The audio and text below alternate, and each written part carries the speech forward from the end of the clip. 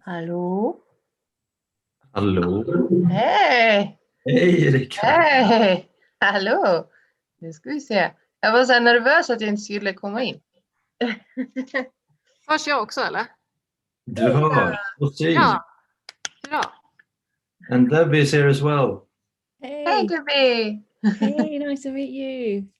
The same to you. So who are we missing? That's Paul. Should be joining in a minute, I guess. Well, welcome, everyone. Thank you. So, have you guys met? I think maybe Erika and Debbie have met before. Yeah, I think we met very briefly in Gävle once, if I'm not mistaken. Yeah. At musikhuset, yeah. Because I was rehearsing with my dancers, like, and you just finished your rehearsal, so I think we're just like, hello. Yeah. Hi. Yeah. So Yeah. nice to see you again. Yeah, no, it's lovely to connect. Yeah, really good. Very good of you, Robban, to arrange this. Yeah, will be kind of exciting. Yeah. And I don't have much else to do, so no, Yeah. it's just I have a very important question for Debbie before we start. Do I leave the bag in the tea or? Oh, good question. I tend to leave it in the tea, depending on what type of tea it is. Yeah, if it's a herbal tea, then maybe it needs to infuse a bit more. Have you seen James Acaster's Brexit analogy with the tea bag? No, I haven't. No. You should look it up. It's hysterical.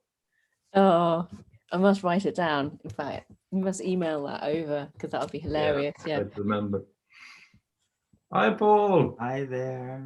Hi, everyone. Oh, hi.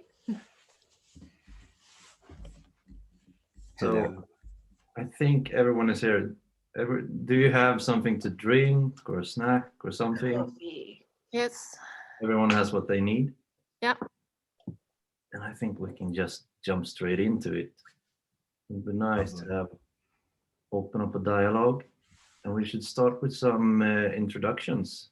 Maybe Debbie can go first.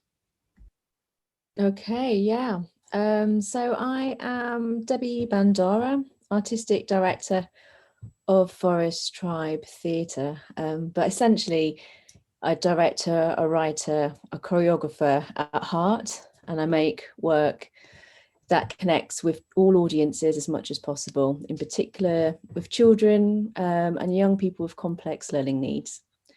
And that's really like the core of the work that I do, and work using non-verbal text and poetry and emulating different processes, and have been exploring different avenues to create work at the moment during the pandemic. So I guess that's a little bit of a snapshot of what I do. That's plenty. Thank you. Paul. Hello. Well, I am a Feldenkrais practitioner, as well as the rehearsal director right now for a contemporary dance company based in Bremen.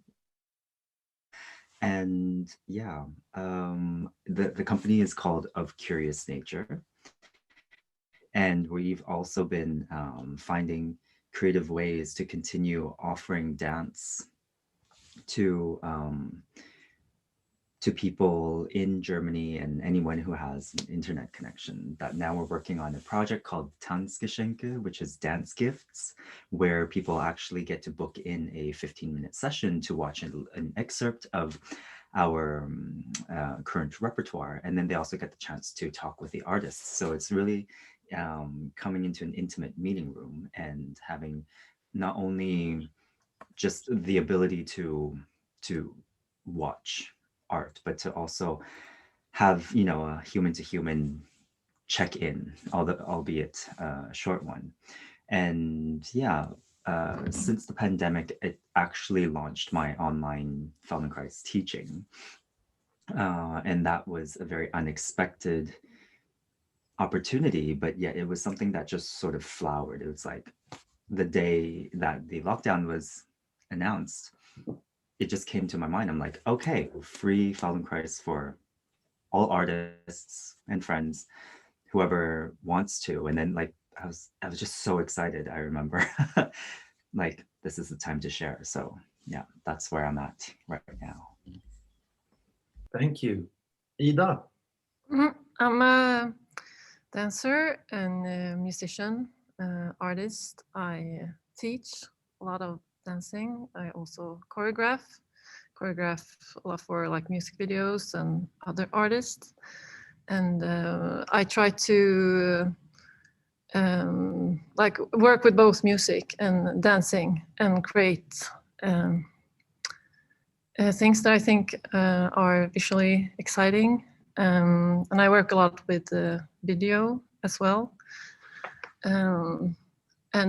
Yeah, so I like photography and dancing, and yeah, so that's what I do. Thanks.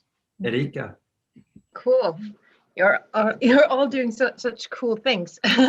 Well, my name is Erika, and I work also much like Ida. I'm a dance teacher and a dancer, and trying to make my way as a choreographer. Right now, I am like a rehearsal director for and a choreographer for a small company in Falun, a youth company where I work with 4 young dancers. And yeah, during the pandemic, I also got very into like the art of making dance films. So I have, in September, I released my first full-length dance film, and now I'm working on another one. So yeah, that's basically what I do. Thank you. Just for me, I'm Robert. Well, you know me, I invited you all. I'm a light designer, sound designer, technical coordinator, work a lot with performing arts. I'm interested to get started on that, creating with, Erika mentioned it, you started with dance films, and so we can get to the point of creating during lockdown, because I think we all got some sense of maybe new opportunities, even if we were forced into that new thinking. There's a lot of new pathways. So maybe Debbie, if you could start by sharing a bit about what Forest Tribe has been doing during the lockdown. Yeah. So I think for me, when the pandemic took place, a lot of the work that I did essentially was going into venues, going into schools, and I had a few projects lined up. So it all had to obviously be paused and still paused. So I just completely pivoted, and it was like a strange calling. It's like, you can actually do something slightly different. And it was more about the audiences. So it was all about the focus of how do we reach to our audiences. And obviously understanding that the technology was something that was coming even more stronger into our sort of sphere of knowledge, that we decided that why don't we just try this out? So I applied and got funding to create a show to reach to audiences, the children in special schools. In England, we have special schools, and they were in little bubbles of 7. And we were able to use technology, but not just the streaming version, but actually make technology that interacts with the children so that they engage with the senses. So I don't know if I can share the screen, if that's possible. I have got like a little, I'll go through like a little mini presentation and kind of to give you a sense of the show. So let me see. I think it might have to come from your side, Robert, if you allow it to happen. Let's see.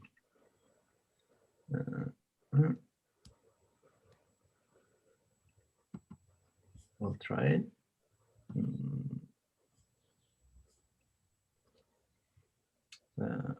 all participants. Let's try it now. Hey, amazing. Right, okay, so I'll just give you a bit of a snapshot of the work we managed to pull off during the pandemic. So let me show you. Can you see it? Is that? Yeah. Yeah, cool. So the show really is called New World, and the sort of the key elements of the show is a sensory approach to connecting with our audiences. So looking at all the senses, because the children work with, many have ADHD, Down syndrome. So we had to really understand how to connect with the children. So we use different senses. So this particular show was called New World, and it was delving into the Amazonian rainforest. So for example, we had mats that had particular motors in place, so that created rumbles of the rainforest. So they could sit down on the mats at any point, and at a point in the script, when they hear the sound of destruction, the rumbles would come through the mat as well as the seats. So we started to use and implement different ways of getting technology to reach to these audiences, because we couldn't in person be there. We also used soft pebbles, which were like seats, and also 360-degree spatial sound system, mini speakers essentially around the space, so that they could hear the sound of the rainforest and the birds' canopies. But we were just using the tech as much as we can that still held the integrity to the show. And that could all be remotely activated to our remote studio using 5G or similar bandwidth. So yeah, just to kind of give you a sense that, you know, this was something that was created during the pandemic. It was a way to kind of bypass the sort of the ways that had been kind of created in the way that we create our own pieces, choreography and music and theatrical, physical theatre. So it was a lovely way to show we can actually do it slightly differently.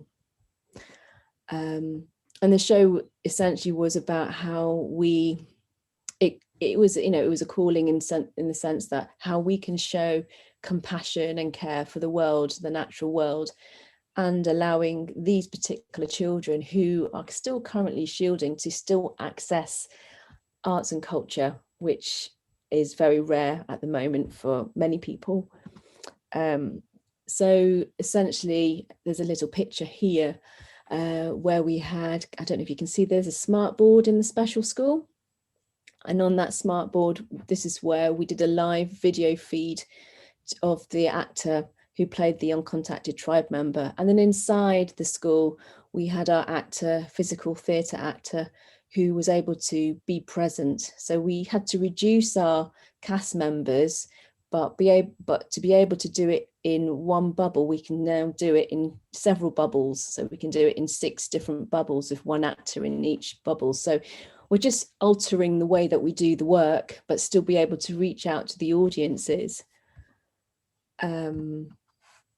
So yeah, you know, this is another picture of example of the seat that we used in the schools that had like speakers embedded inside, so it had this big rumble. So you can see one of the boys, Jaden, he was kind of surprised by the sound and the feel of it, but that's his learning and his way of seeing the world really is about vibrations and about the way things feel. So that was bespokely made to suit his particular needs.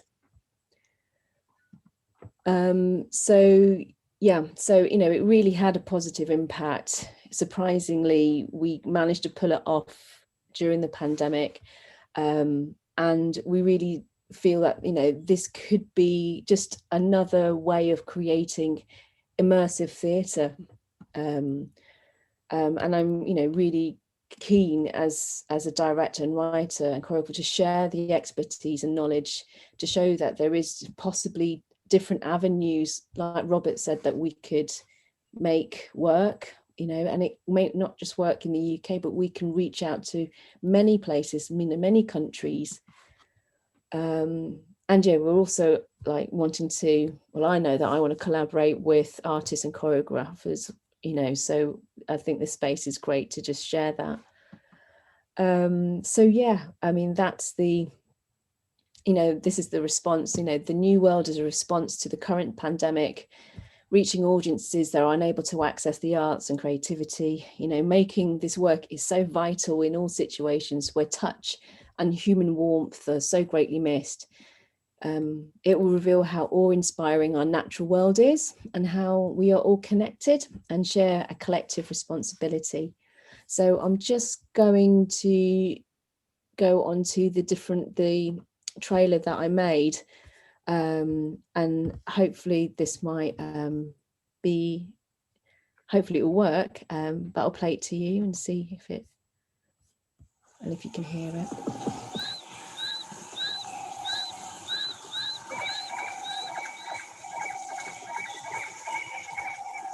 My world is your world.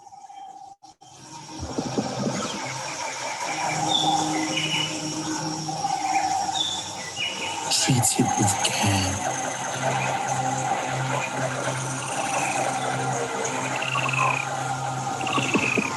Feel the earth beneath your feet.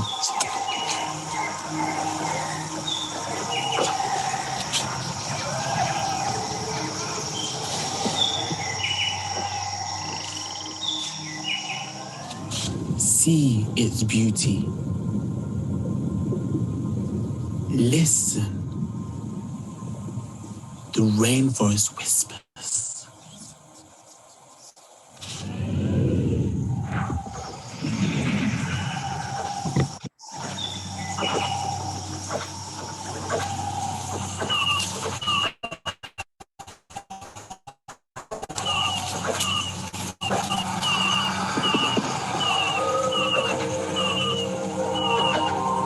It will show us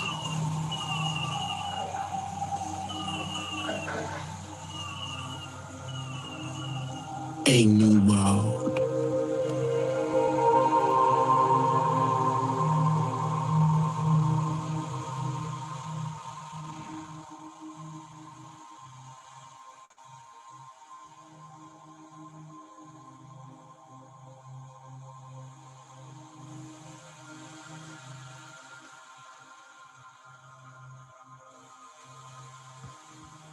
Okay, so I'm just gonna go back. So I'm just gonna stop sharing now. Cool. Wow. So yeah, Good. that's just a kind of a sense of the work that managed to pull off during the pandemic, and find just literally an example of finding just new ways to create work to reach new audiences, and you know, and that's the other thing, found new ways to find new audiences that haven't ever had the chance to experience dance or live theatre. So yeah, you know, it's been quite an interesting journey, but yeah, that's what's been happening, and it's a hard ongoing journey, you know. It's not an easy one, but I think having that collaborative sort of energy of people is important. So yeah, I get a glimpse of what I've been doing. I like that. Really cool. Absolutely. And you can reach, as you say, when you can have several of these bubbles, you can reach more people. So, and that's a problem with the audience you are working with. It's hard to reach them all. I mean, it's so it's a great achievement, I think.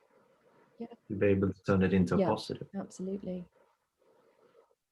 If anyone has any questions for Debbie, just throw them out there, or we will get back to it and later. Yeah, So Paul, do you want to share what you've been doing since the unspeakable thing happened?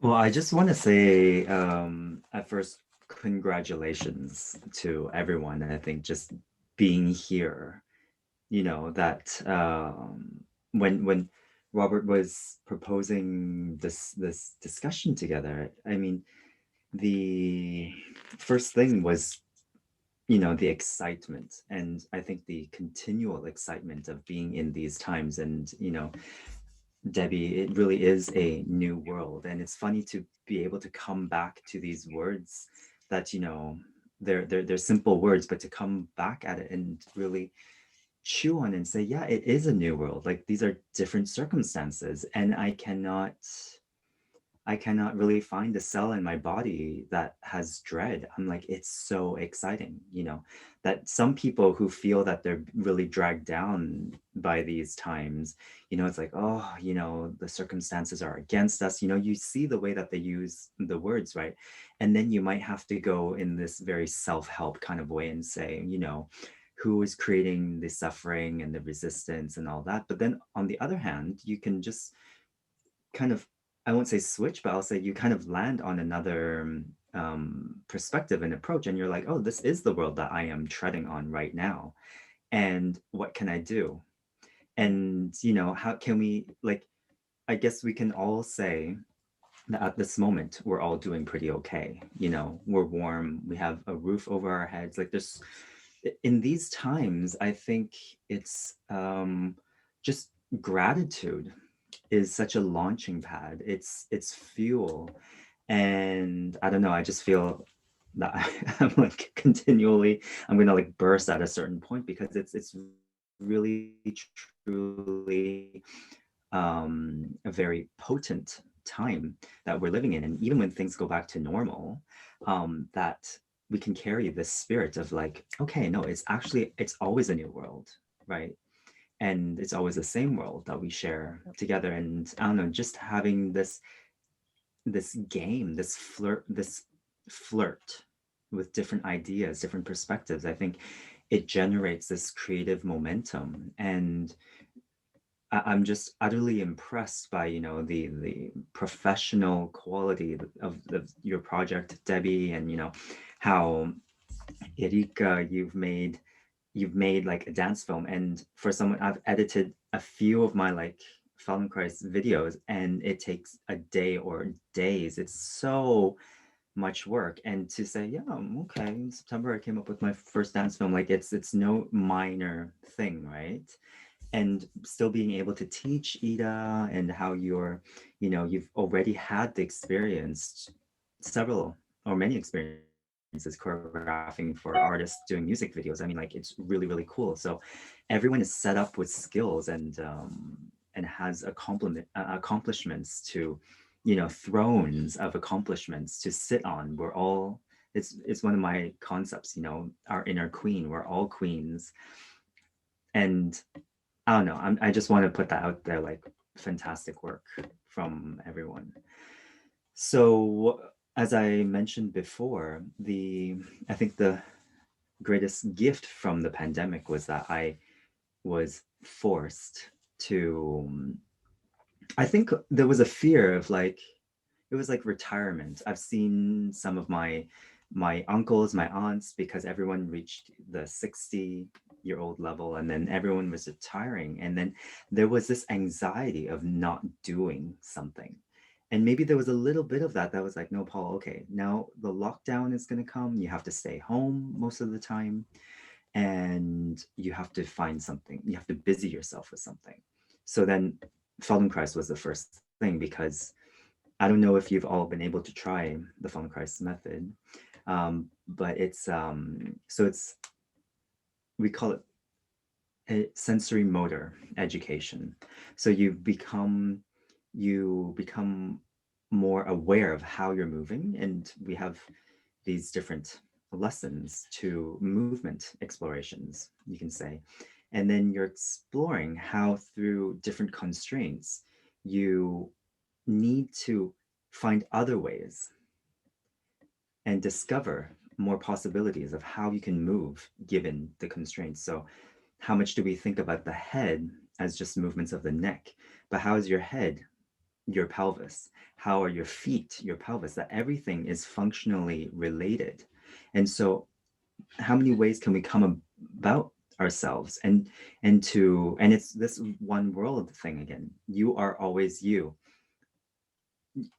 You're to be able to see, if you just try to look around you right now, if you look around your room, right, it's not just your neck moving, your shoulders, your chest, it's your whole being. So how do we become creative and resourceful? How do we again appreciate that possibility that we have within us? So that's why I'm like super motivated to bring Feldenkrais to more people, many artists, especially dancers. And I've also been teaching musicians since the pandemic, because I think a lot of the times we want to give so much output. We want to be serving people. We want to be creating, producing, but then how about the person that is behind the artist? How about getting to know our tools? And then refining that quality, and then letting that be the subconscious power in creation. So yeah, basically from the lockdown, I've just been teaching every week. I had I think I taught 52 lessons, free lessons in a row for everyone who was in lockdown. And then now, so that was through the company here of Curious Natures, because thankfully they kept paying me my salary and they made this a company effort or company activity. So then I was able to reach a lot of dancers, some that I knew, some I didn't know. And it was quite moving, because a lot of people, they were like, it was just it was great to do the lessons, and then we had really colorful discussions afterwards about our experiences and about new outlooks, new discoveries. But then everyone just had so much comfort in being able to gather again, although it wasn't in person, but people would come. It was like a daily practice to reconnect with themselves and also have the ability to connect with other people. And for me, that was artistic creation enough. And since then, when we were able to go back into the studio, then yeah, the dancers also came with a more hunger, right? So there are these moments where I heard that to grow aubergines, to grow eggplants, one of the strategies is to grow them in darkness. And then once you see the aubergine growing, then they open all the lights for like 24 hours a day, something like that. And so from no light and having light, you just, so I also see that as like as a positive thing, to also go into these difficult moments of withdrawal, and then again being able to re-appreciate what you had. And yeah, I think after with the dance company, when we were able to work again, it's funny how I think as human beings we deal with anxiety. It's almost like life is a lot dealing with the anxiety that is built into, we are wired. It's better to be afraid of something and to survive than to be chill and be eaten by something, right? So it's funny how when we were able to work again, what happened was that we overworked, in my opinion. And then it was like, okay, now because the world is standing still, then it's like, no, we have to produce. And then suddenly, although we spoke about taking time, contemplating and all that, reflecting, it became like this anxious, oh, okay, we got to do things. So I think there are positive things, how we can use these circumstances to be hyper productive and to make things that are also highly innovative, and they're new. It's great to have that as a push. But then on the other hand, how delicious is it to have this time and do nothing? and be so productive and be like, no, what is the juice that really helps you to for the future work? What can you hone in on and just really get in touch with right now, and use that as the fuel for later on? So I've started finally meditating in the morning and watch just overdosing on motivational YouTube videos.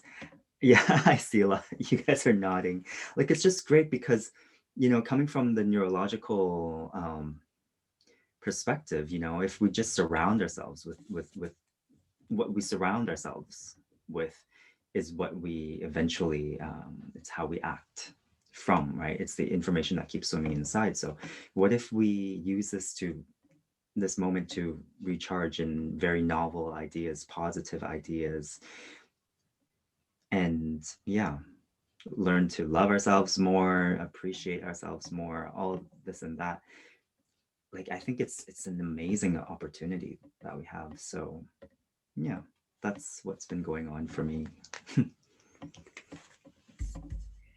It's really interesting to hear. Yeah, I relate very much to the things you were talking about. Yeah. Yeah. Mm.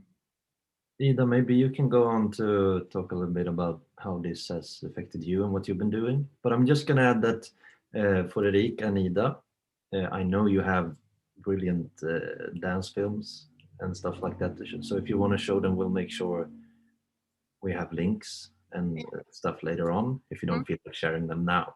Yeah. But make sure people know what you're doing, because they should watch it. But go on, Ida.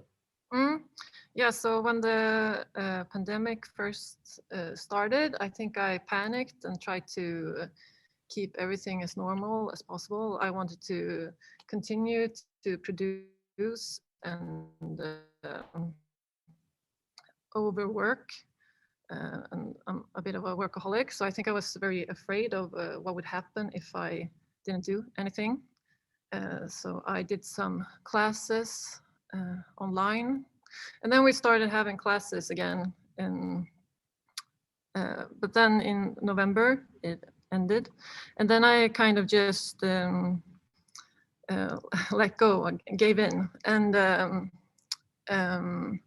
slowed down and didn't do anything, and tried to rest for a long time.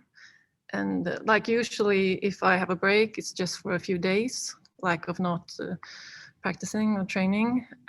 So just to go a few weeks and not do anything, it was kind of interesting to see what happened, like with the body and the mind.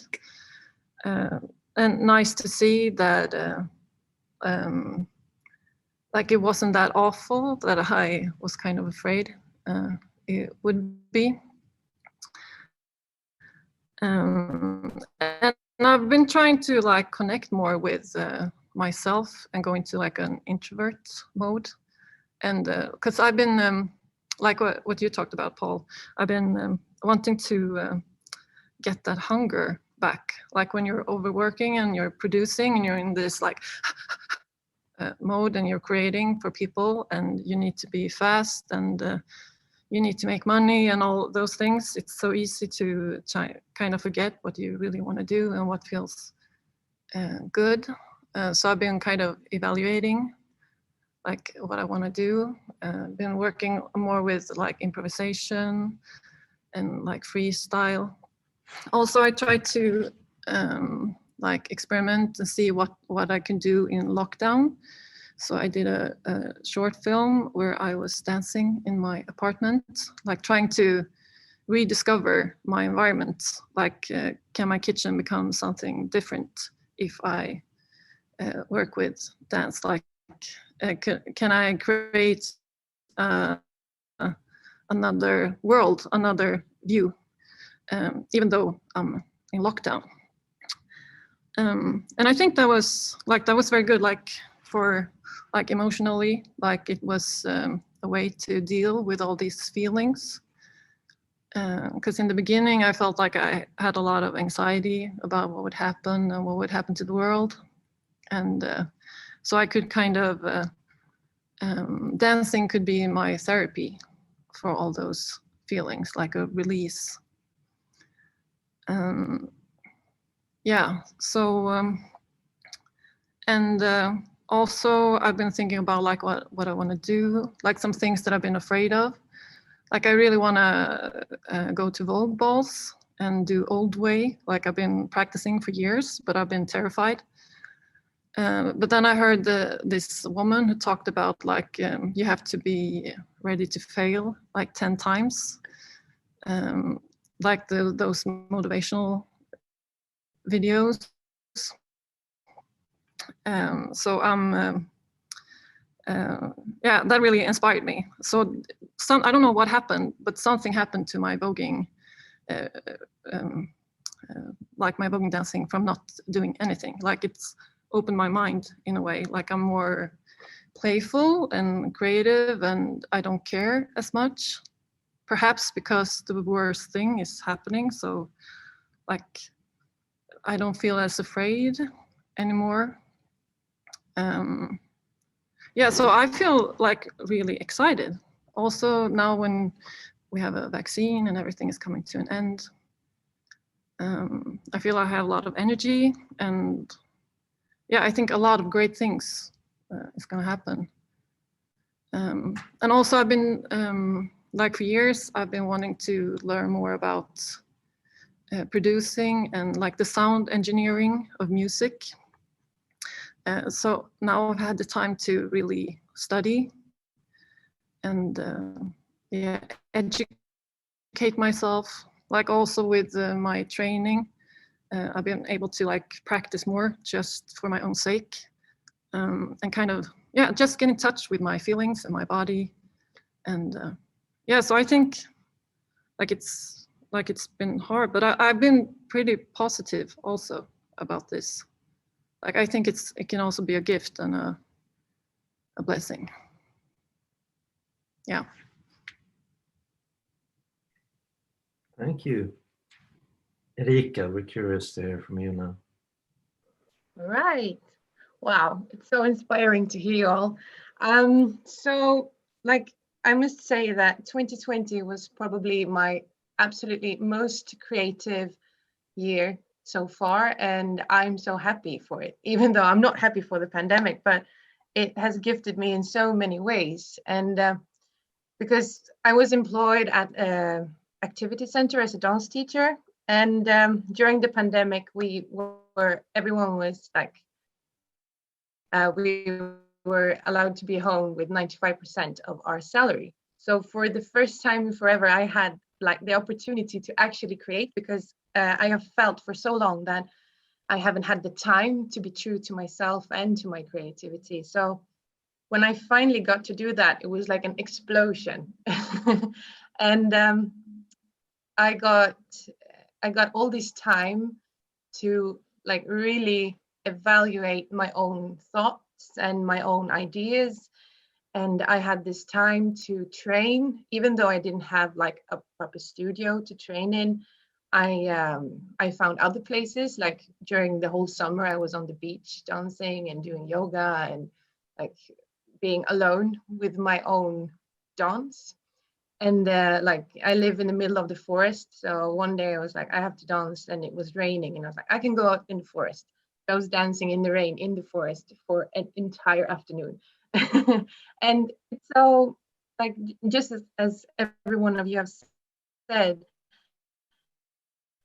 it's been a time where you can like come home to your own creativity and your own like back to your own self, because we have been so overworked and distracted by like a lot of other things. Like for me, I've been so distracted by my teaching and like, I mean, I have a family, I have a kid and a husband, and I mean, we need money to survive. But like now everyone has been poor in different ways. Everyone has lost something. So the fear of losing money didn't I mean, it weren't that bad. Do you understand what I mean? I feel my English is really bad.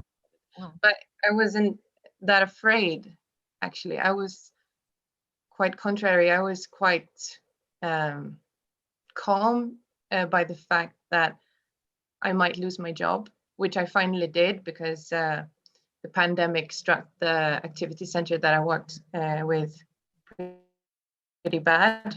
So I was let go, and that was the greatest gift ever. So happy that I left that place, actually, because now I'm only freelancing. So I freelance as a teacher as well, and I freelance with my own company and with my ideas. And I had the time to write different projects. I have been working on for quite some years now. Actually, I started to work with projects in 2019 to create a big dance project this year.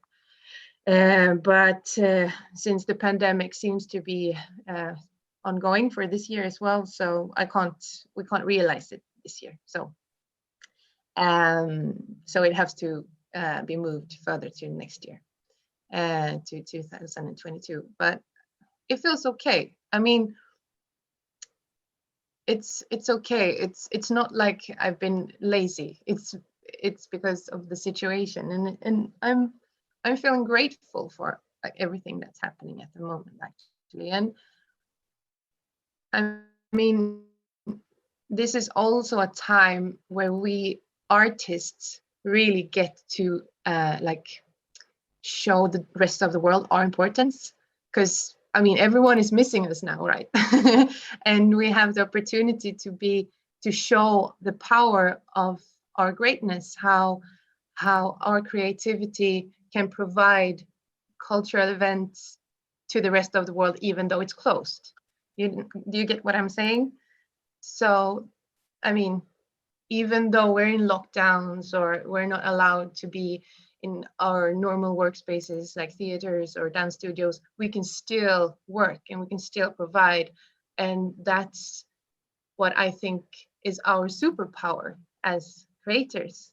And I think it's so beautiful to see this. And I'm so inspired, like, to see how you work and to see how we can still just be out there showing everyone the importance of dance, of music, of arts in different ways.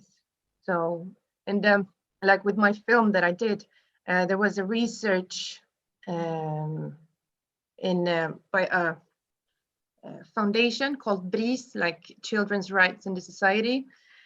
And they reported like really hard statistics of kids being very depressed since the pandemic. So I decided to do this film in dedication to kids that feels depressed and have mental illnesses. So what I did was I did a survey for 2 or 3, I think it was 3 different grades, like kids from the 3rd year in Sweden. They're from 10 to 12 years old, that could answer different, like, how has the pandemic affected you? What has been good? What has been bad? And stuff. So, and they all answered very interesting things. Like some kids answered that it was like nice not to go to school. Some kids answered that it was like they really missed their friends, and some people said that's like it's so nice to be home a lot with my parents, and etc. And so I did the film based upon these surveys, these forms, and I think it turned out very well. And I wanted to create like I wanted to create a fever dream, basically. I wanted that was inviting all kind of different feelings. So hopefully I might get to show you the film. I don't know, do you want me to show it now, Robban, or do you want to show it later? What do you say, guys? I think it would be nice to see it. Yeah. Why not? Okay. I Yeah, am let's do it. really bad with the technology. I don't know how to share this. Oh, there's a share screen thing here.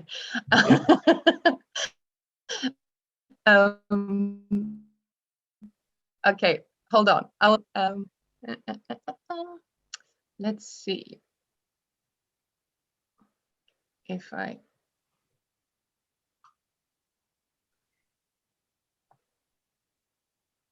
my computer is a mess at the moment. Oh my God. Well, you're an artist. Yeah. Like everything is a mess in my life. But it's a beautiful mess. Yeah. I mean, I'm struck by the fact that every single one of you are talking about the positives already. And I love that, and it's really good. But I imagine you've gone through the whole circle of feelings to get to this point. But it's nice to see that this is where we end up. Nice to see that just a little spark of like dialogue and conversation boosts that feeling. So, I mean, because this is,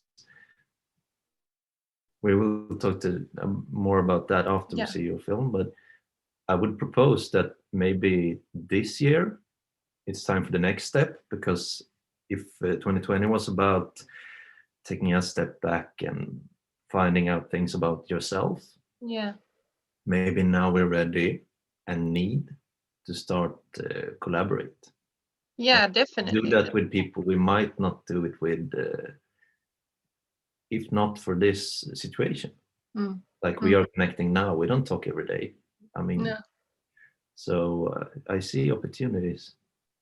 Yeah, definitely. And I mean, like the project I have been working on since 2019, I know it's not going to happen this year, but I have decided to change that into doing a dance film instead. So because first, when I found out that I didn't got any fundings to do it, I got really, really sad. I got extremely sad. And it's like, I was so angry. But then I realized it's not because of me. It's because of the pandemic. And so I was like, what can I do instead? Okay, let's make another dance film because I'm pretty good at it, if I can say it so myself. So yeah, I'm going to stop talking now. And I'm going to see if I can share this screen. I have no idea. What am I doing? Okay, there. Okay.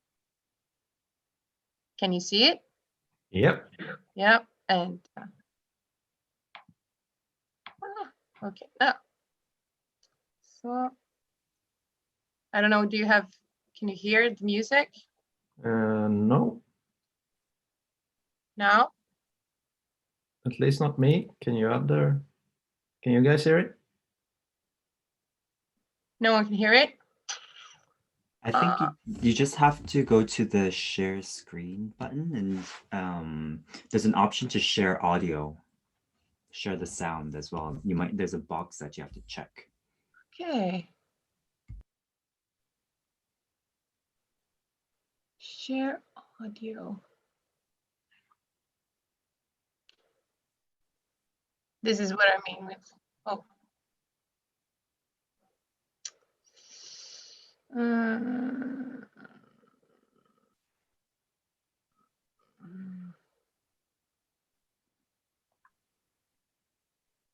where is that box?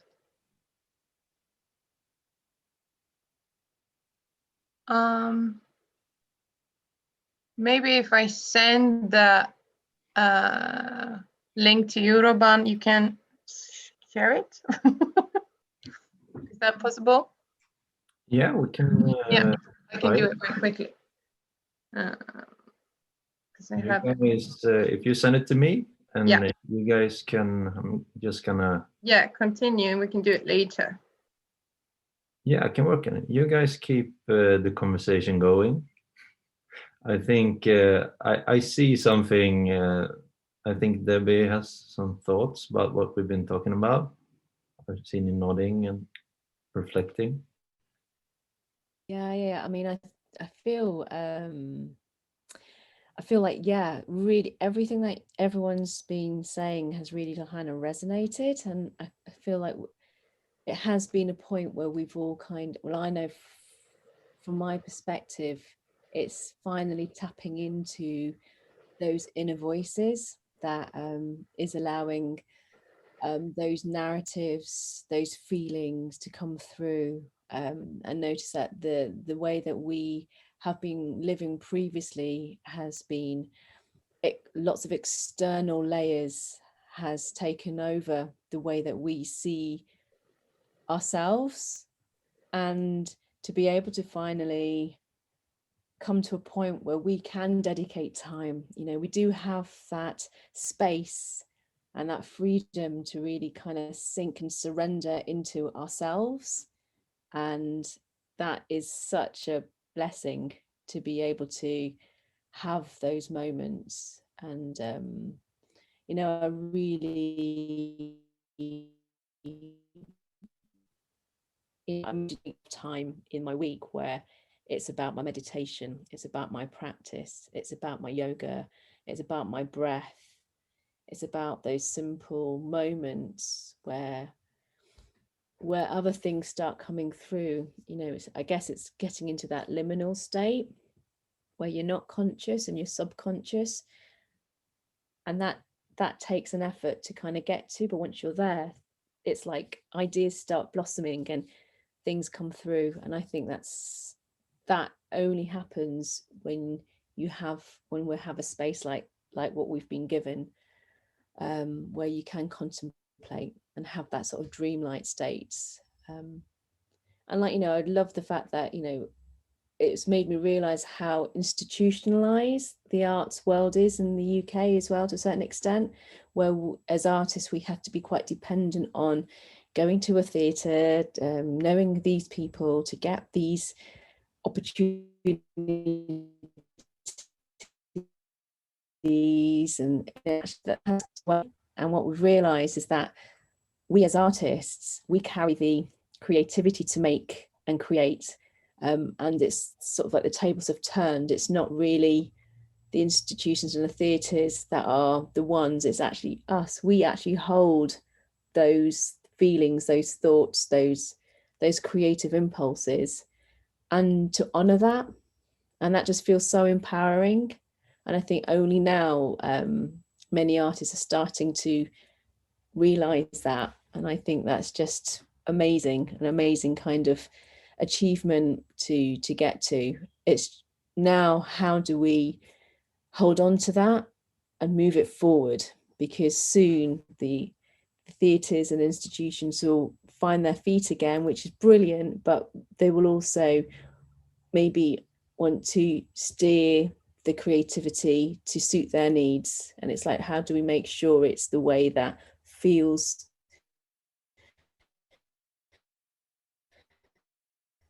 that sort of truth, our artistic truth that needs to come through. So I guess, I don't know if that makes sense, but I feel like it's really important to have those meditative practices to really allow things to blossom in its entirety. So I guess that's something I would like to share. Yeah. There's so many good things. I always find it hard with these discussions because, like with Feldenkrais, he said that things are not linear, and that really opened up a new world for me, that we think a lot about cause and effect, but then his whole method is informed by systems theory, cybernetics, about talking about closed systems and how they're very volatile. And you can't say I will do A and then B will be a result. And so I feel that we're always, discussions are growing exponentially. One new thing, and like I make a step. It's you grow 3-dimensionally, 4-dimensionally, whatever dimension we're in right now. But yeah, this I think to have a practice. I'll share my personal story. I think it was hard for me to feel negative from the first lockdown, or maybe I've blocked it off, but I didn't feel any sense of struggle because I came from a place where I've been trying to quit dance since 2011. I was dancing at the Gothenburg Opera Ballet before it became the Göteborgs Operans dance company. So I was so depressed and like, what the hell am I doing with my life? Then that's when I turned to Feldenkrais, but then I decided to be a freelancer. And I remember it was in the deepest point of desperation. I'm like, it's too heavy. Like, I don't have any more fucks to give. I'm out of it. And then it was at that point that 3 jobs came at me within the same week. And so this thing about being able to surrender and let go, I think is really, whether you want to take it from an energetic, cosmic perspective or whether it's something neurological, but there is some sort of phenomenon that exists that says when you let go, somehow the flow will come to you, a creative flow. And I think creativity, going back to Erika, how, you know, making art important to people. I think creativity was something that I struggled with. Was as a dancer, I felt that creativity was put into the box of, it's because I didn't believe that I could go to university and that creativity was something that I did well. And so I'll therefore take the easy road and be an artist and not be a scientist, something that's more useful in society. But then when just all my experiences were like, no, creativity it's something artistic, but it's something that makes us so amazingly human. And that's wow, good for the wow factor. But I also have my friend here because he's always reminding me. So the concept I have with him is, you know, it's insert name here. People are like, oh, what's his name? What's his name? And I'm like, it's insert name here, that he represents all of us. You know, sometimes he's Nathan, sometimes he feels like Natalia, and it's just our potential that he represents. So creativity is why we are still standing, why we're able to to be communicating through Zoom, through all this technology. Like to be human is this, it's just so, we are art, you know, and we are adaptable. And no matter what the circumstances are, I think we have to go, we can remind ourselves that for me, it's about being an artist, right? And you don't, and it's not just about doing one thing. Like I hear from everyone, it's like you can do anything, you know, you can do video editing, you're writing your own scripts, you're directing, you know, choreographing. And I'm just like, wow, like to be a part of this humanity, that is amazing. And I think that's, and to come through the senses, right, to be able to communicate and have people feel that they're a part of this this human greatness. I think it's why we have athletics. It's why, you know, the Olympics. This is why we love watching people on stage, just to hear an orchestra, you know, like what is it now to hear a full orchestra live after all these months of not being able to, you know, just the bow on the strings. It's like, whoa, you know, it is truly magical. And I also just really enjoyed, because that's also where I wanted to go into. You reminded me, Debbie, how the institutions and the theaters, usually they're the ones steering. But I feel that there's this global shift into freelancing these days, because I'm also we're looking towards different societal structures where the individual is owning their possibilities, their thoughts, their opinions more. And so it's becoming more, even more democratic. And, you know, I think it's great that theaters and all these institutions have been implemented to secure a place of, you know, in society for the arts. But then we're like, okay, thank you very much. It's Marie Kondo, no? Like, discarding things, but also saying thank you and saying, okay, thank you for putting culture on the map, giving its body in society. And now let's evolve from this. Because I think we've all been part of institutions where like it gets a little bit, you know, art, it starts, the flame, the light of art, it starts to die because there's no life in what we do. There is no urgency. And I think to find that, it is, again, really invigorating. And yeah, I just wanted to bounce off of those points.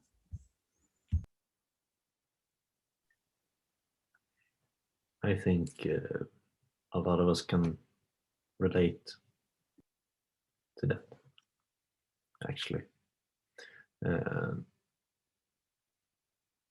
I think, should I try to share the video?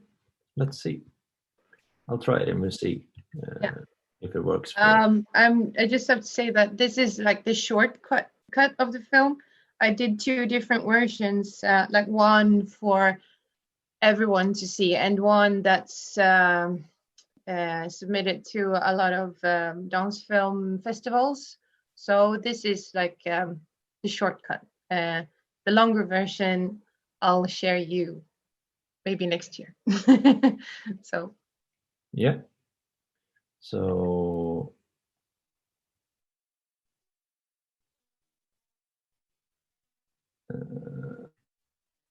just gonna allow access here. Computer security.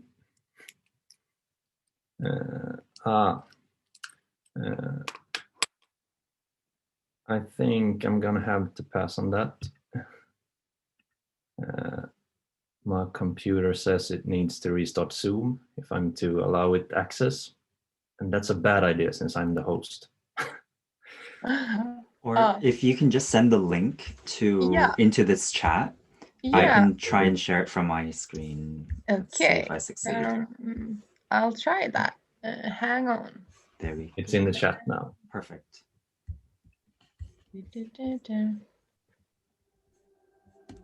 Okay. I hear the sounds. Right. So then, let me try now to share. You see, this is another skill. You know, everyone becomes better and better at Zoom as well. Not me though. I am so bad at it. It's a process. Wow. Okay.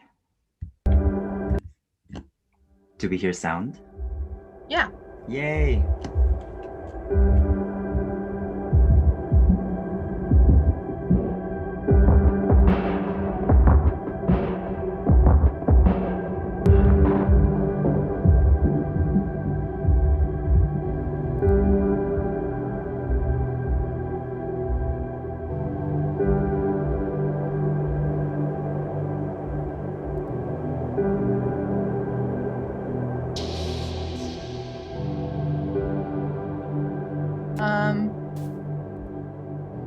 I think it stopped. Yeah, it looks like it froze. Yeah, it froze. How come? Someone doesn't want me to show this. The universe wants the full version. Yeah, the universe wants the full version. I could try. Yeah, sure, try. One more go. Don't let this take too much of our time, though. It's like, not that important. But it's nice to show what I do. Right, let me see if I could. Yeah. Let's have a look. Right. Okay. Okay, it's playing. Right. Let's see.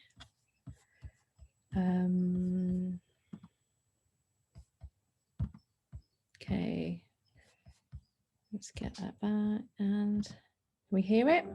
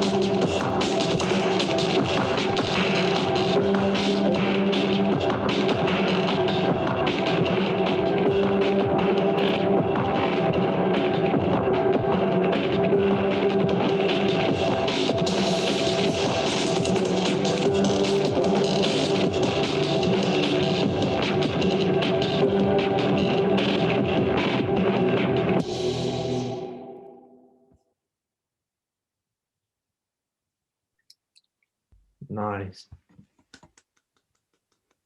Fantastic. Wow. Thank you. Thank you so much. So this is the result of the forms that the kids got to fill in, and the results of the dancers' ideas and thoughts as well.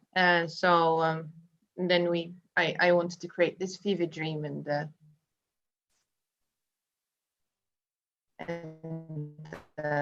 like the feeling of being locked in with the boxes. And I think that is one of the hardest things for like kids and young people today, to be at home, really.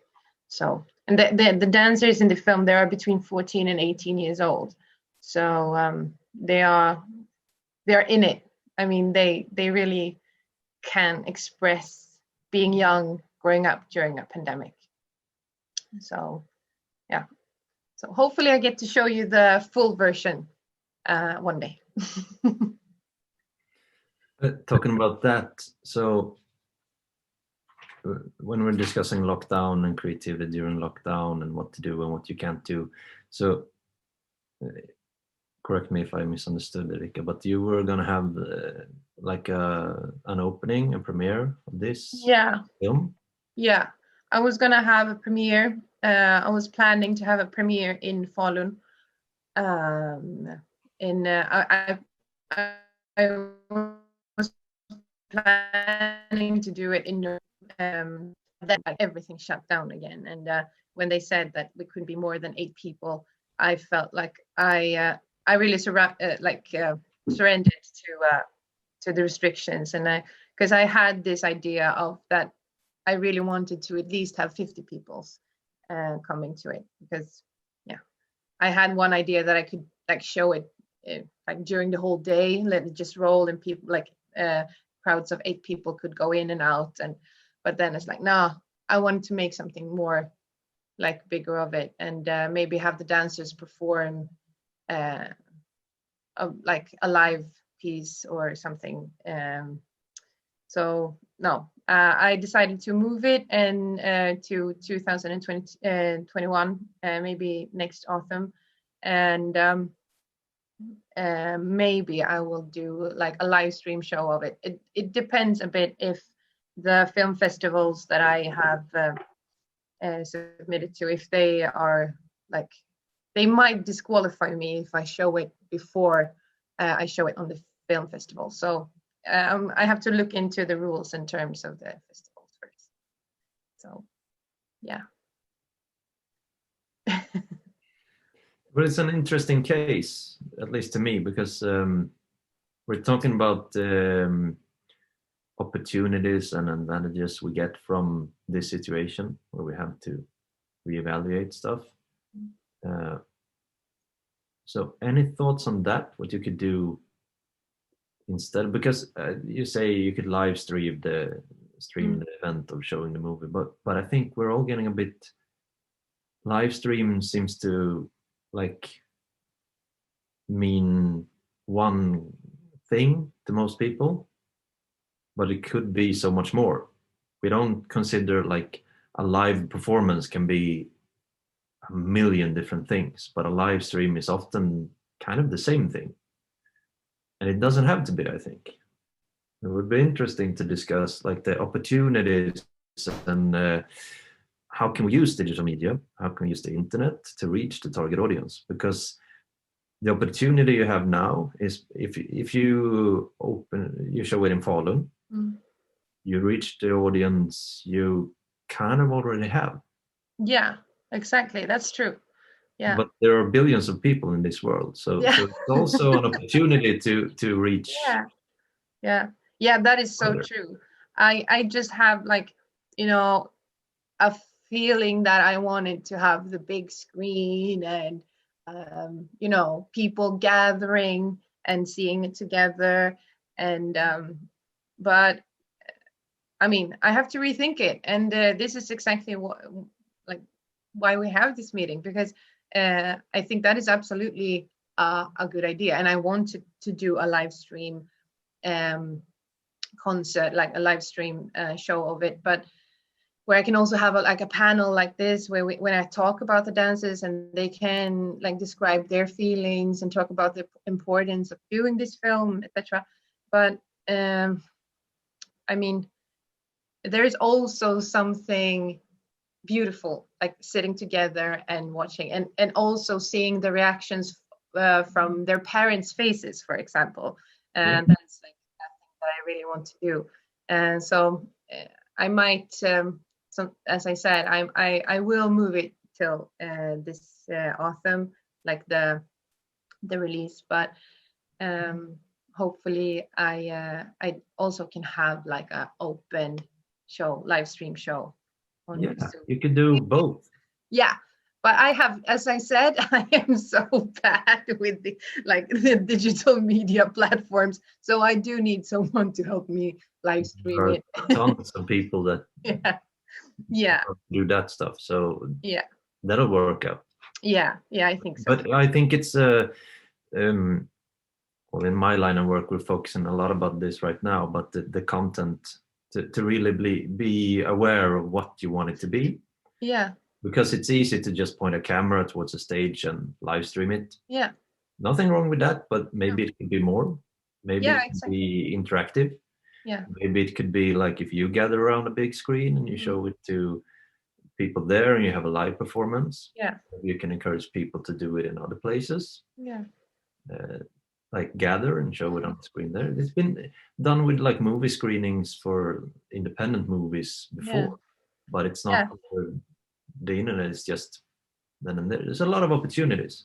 Absolutely, and I am not a stranger to different ideas. So whatever, I'm like, I do anything at the moment. I'm so not like that, but I'm really, I haven't felt like this open to do new things in such a long time. I'm very excited to work, and I'm excited to create, and this comes from the whole stillness that was during 2020, that I like all this boredom or whatever I'm gonna say, can explain it. It was so healthy for me because I'm always on the run. I'm always on a train, always in my car, always driving around because I have somewhere to do something to that I need to create, blah blah blah blah.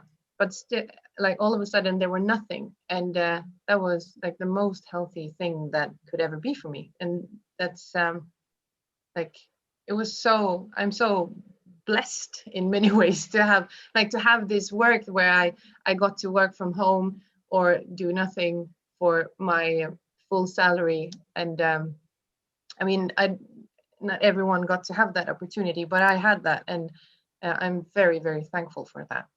So yeah. Tack.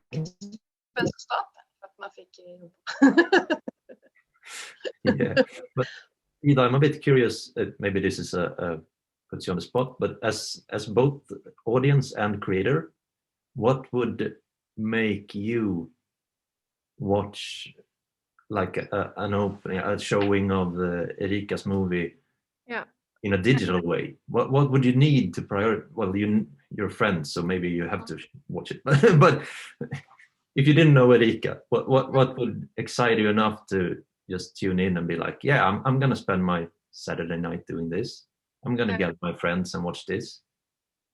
Oh, I'm very excited about making it more intimate and personal. Like I really like Folkteatern in Gävle. They have this thing where you can call them and they will read from a play for you in like 15 minutes, and you can talk to them about the play. I like being invited, like DansPlats Skog. They were gonna have this performance where there was like 3 people in the audience, and the dancers like interacted with the people coming. So I was really excited about that. Like that was something new, a new experience, and just to kind of just to make it more intimate and just be closer. And I think I really long for like a more human connection. I also went to a music like album release where everyone was, instead of just like, oh, we're having an album release, come to our show, everyone was invited. And they were, it was just like more like a party, like you were invited to almost someone's home, like a house party. And I loved it. So if, I think it has to be more personal in some way for me to get excited, especially when it's like digital.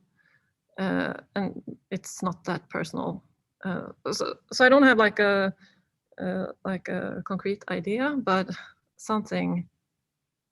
But you have an idea what you need to be excited. Yeah. It needs to be a unique experience. You prefer it to be like.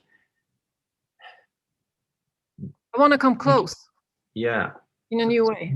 And unique, and maybe even because I think that's the case even when we do live things. It's always, I've been working with clubs where it's like, this is the place to go. Everyone goes there. And they're like, well, we can't let everyone in, so let's expand. Let's get a bigger room. And then it dies out. Yeah. Everyone wants to go where they can't go. Everyone wants to be a part of something special and unique. So, and how do you reach that digitally? I mean, it's hard. It's really hard, but it's not impossible. Not at all. Maybe I don't have the solution, but it's, yeah. Maybe if Erika sent out an invite to like 15 people, like I'm gonna have a private screening, and I really want your thoughts on what I did, and like we can have a discussion afterwards. Like that would be intimate, and I would feel appreciated, and like we were sharing something special.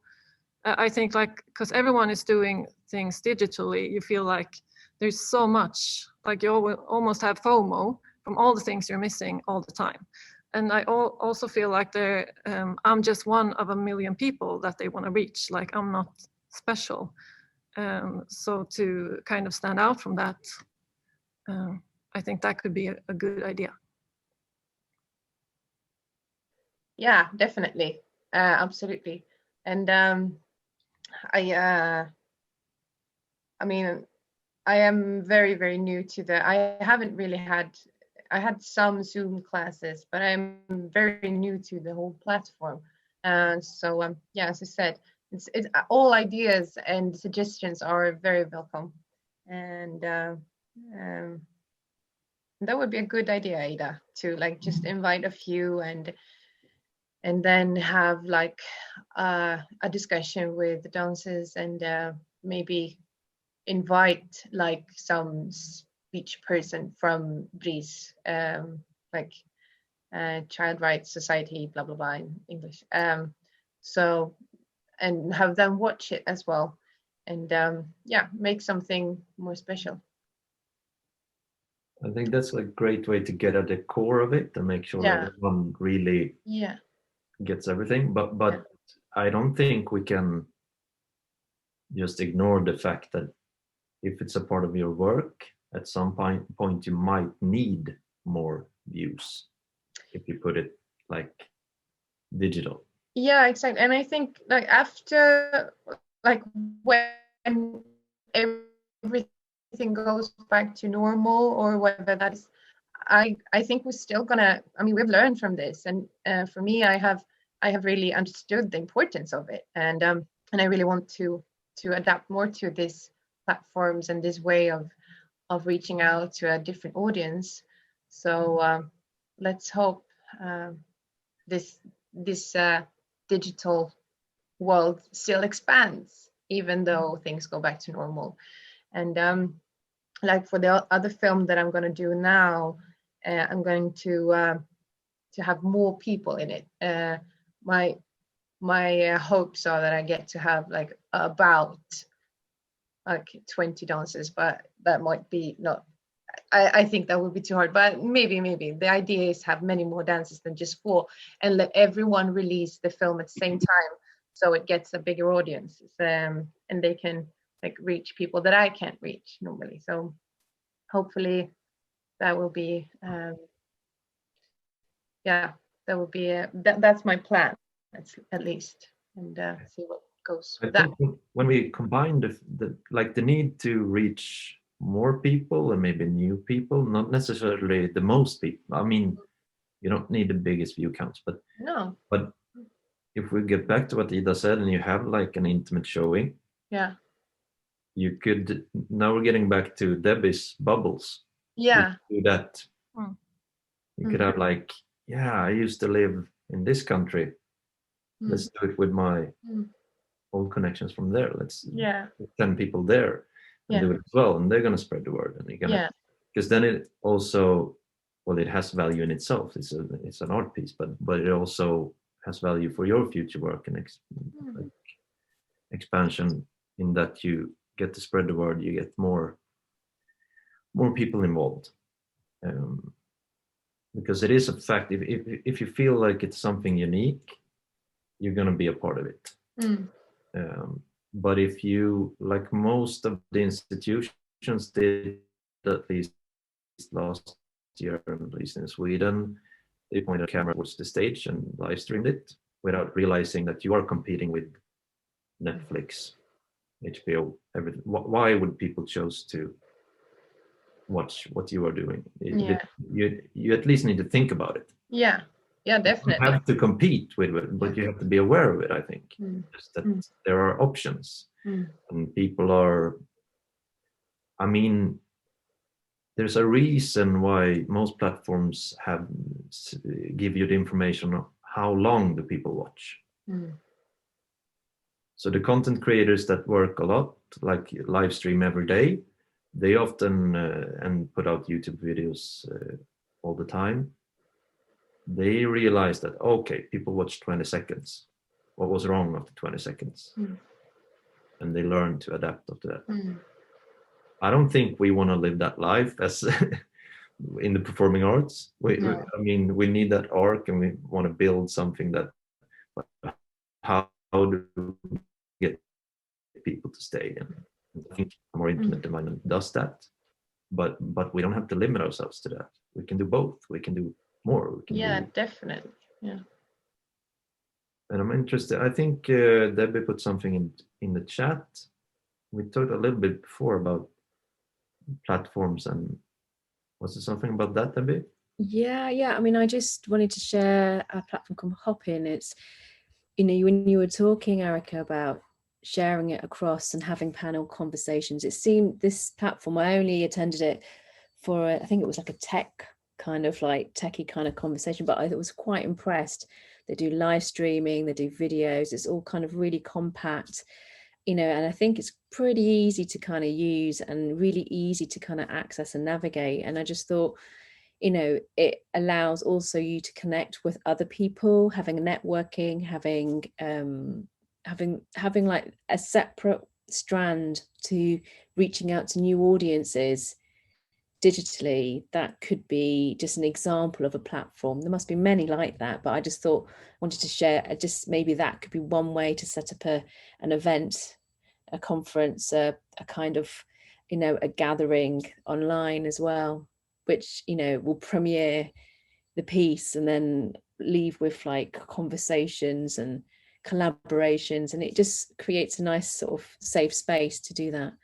And the other idea, you know, like the intimate idea, you know, another event that I'm going to be part of, they're going to actually keep it an intimate show, but they're sending out gifts, which is part of the piece, to each person, so that they're not told to open it until 10 minutes before the show. And when they open it, they're going to have aspects of the show that will come through. And I just think that's another, because like you say, it's that intimate level that you want. It's a lovely little written note, and, you know, those little sort of elements that just shows them that they're here for a special reason. And I think that kind of, there's sort of nuances happening, and it's just understanding what elements work and what don't, and what we could bring into making something that has something different from the usual Netflix kind of approach. So yeah, I just wanted to share that, things that I've picked up so far and thought, oh, that's really lovely. You know, I think it has a sentimental feeling there. Thank you, Debbie. That's a great idea, and I will definitely look into that platform. That's a brilliant idea, because I was like, if you have a showing, like a live showing, I would like to have people coming there. Maybe I mean, you normally have like some gift bags or some snacks or whatever. It would be nice to like send out a small bottle of wine to everyone that's attending to that. I don't know, like do something that really makes them feel special. I guess not wine, maybe, but something to make the premiere feel legit, even though it's just through your own computer screen or whatever. So yeah, thank you. I just have to say again how impressed I am by the two videos we've seen, how professional they are. It's like it's so polished, really, really amazing. And I had two thoughts to expand on that. I think it's the only thing I can add in for Erika's wish to share it with more people is that it can be shown. I think maybe Ida spoke about it, to have like a talk or maybe a panel discussion like this, to assemble people to where the context is clear, you know, that we're talking about a certain or we're addressing a certain issue or shared sentiment. And I think that that is the power. And maybe this is also a good format for future artistic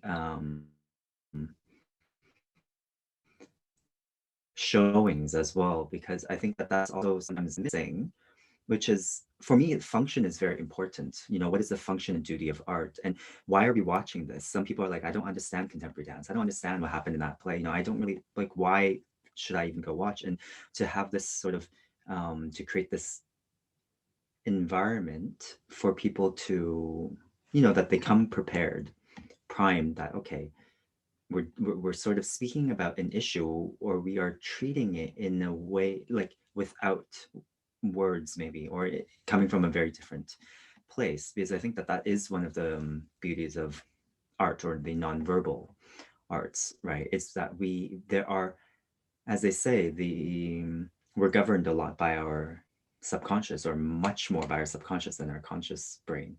And the subconscious, the language of subconscious is in images, it's in emotions. And that's, I think, what has been really intelligent about the arts world. It hasn't been maybe addressed or backed up scientifically, but this is, you know, there's something very important about art, because we are actually educating people or inviting them into a discussion, speaking a language which is more which belongs more to the act of living. I'll put it this way, at 12:31 today. So I think that that would already be great, because if I can share more, just watching a part was so brilliant. The aesthetics were beautiful. I mean, it looked expensive, and I like fancy things. So it and you know, it, I must say, after a while, like I got the, you know, how they were dressed in the beginning was great. I got the concept, but then, you know, I was really able to take a deep breath when everyone was in brown. And, you know, just that image of just seeing people in the elements, like I got so much from that. You know, my hand couldn't write as quickly as I was thinking and feeling. I'm like, wow. Yes, this is a situation. We are connected, and it's a bit what Debbie's film and performance was about as well, right? Like we are connected, and we are nature. We are interacting, like we are this, and it just became so clear. And I must say that I was really impressed with the dance quality as well, because that's something that I really pick on, you know, and I'm very critical.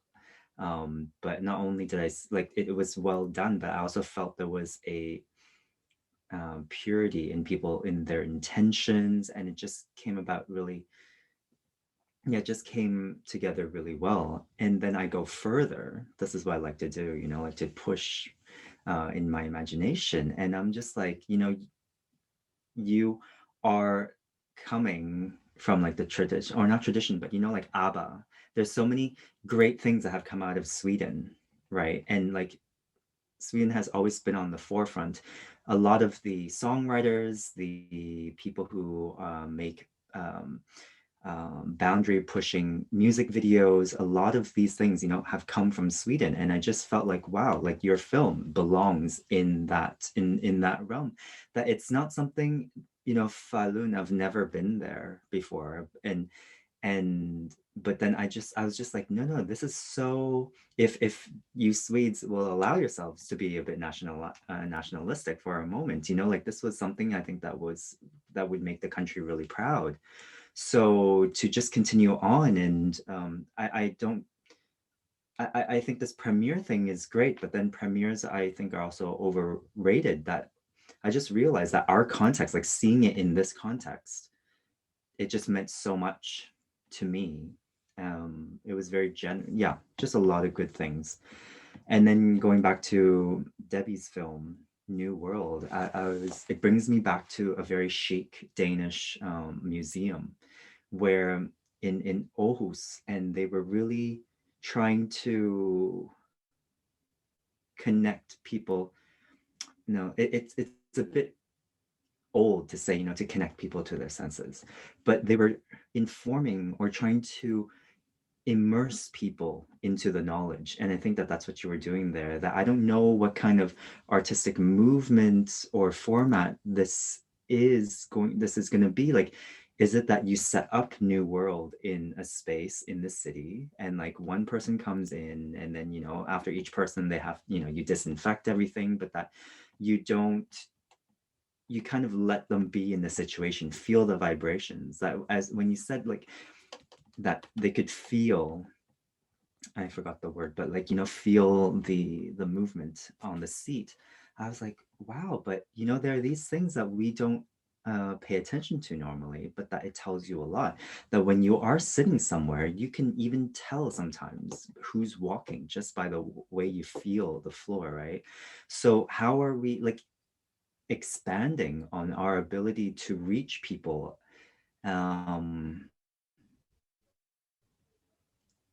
a more revolutionary way, and maybe in a way which is actually even more natural or more congruent with our everyday situation. It's just fantastic. I don't know, something in the museum, I think, with New World could be great, because museums can be boring, can be very boring, but then how do you just inject that life and that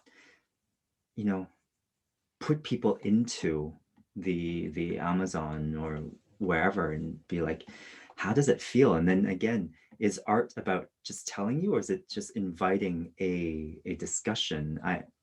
And more like after my Feldenkrais classes, what I cherish the most is that we spend almost half an hour for people to share, to ask questions, because after an experience, it's what comes out of it. What momentum have you created?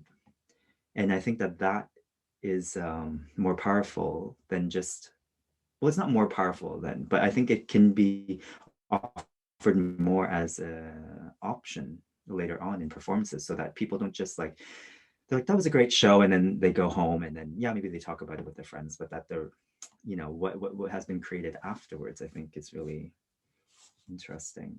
But yeah, I'm also going to check in the Hopin platform. Thanks for that.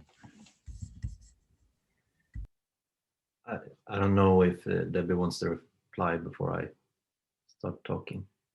You don't have to. Yeah, I just want to say, yeah, that I totally feel the sort of the level of detail and care is something that really is important in the work that I've seen. Erika's work with the sense of pushing through, the sort of like sense of being encased. I totally get that with how the children are feeling, and again, it's that raw energy, that rawness that you brought through, which is so vital right now. So yeah, thank you so much for sharing that. And it can go places, it's just finding the right avenues and the right way of thinking. It is like changing our thinking patterns, because it's been kind of old school now, and it's kind of moving on to a new way of thinking and how to kind of make that work and push forward. So yeah, no, it was lovely to sort of listen and hear Paul's comments as well. I think it's really, we're coming to a point, aren't we? I feel it. We're coming to a point where things are, it's not just in our own physical body, but there's something else happening, and I think us dancers and artists are aware of it, or becoming more aware of it. Yeah. And I just want to say this thing, in Cantonese, the word for impactful is zanham. And then I just realized that zan is to shake. it's a vibration. So something that's impactful has, you know, it's in the term, you know, 震撼. It's something that shakes, shakes you to the core. Yeah. Continue, Paul. Yeah. Oh no, because I there was something about Ida's, you know, what Ida brought up about voguing that I just wanted to. I mean, now I'm just free flowing, because that was actually my wish. One of this is super inspiring because I think I talk big, and now like I gotta walk the walk as well. And one of the things that I've been inspired to launch, like Feldenkrais for me, just helping people move better. It's a big subject for me because it gave me so much meaning to continue with dance or continue supporting dance, because I realized that we are the vessels on which people experience, you know, experience the world in another way. And you realize that when you look at why you don't do certain things, why you don't move in certain ways, then you realize that we've all just been conditioned. You know, why do some women in countries walk a bit, maybe it's a bit stiffer, and then why in some countries it's just like circles and spirals? Exactly.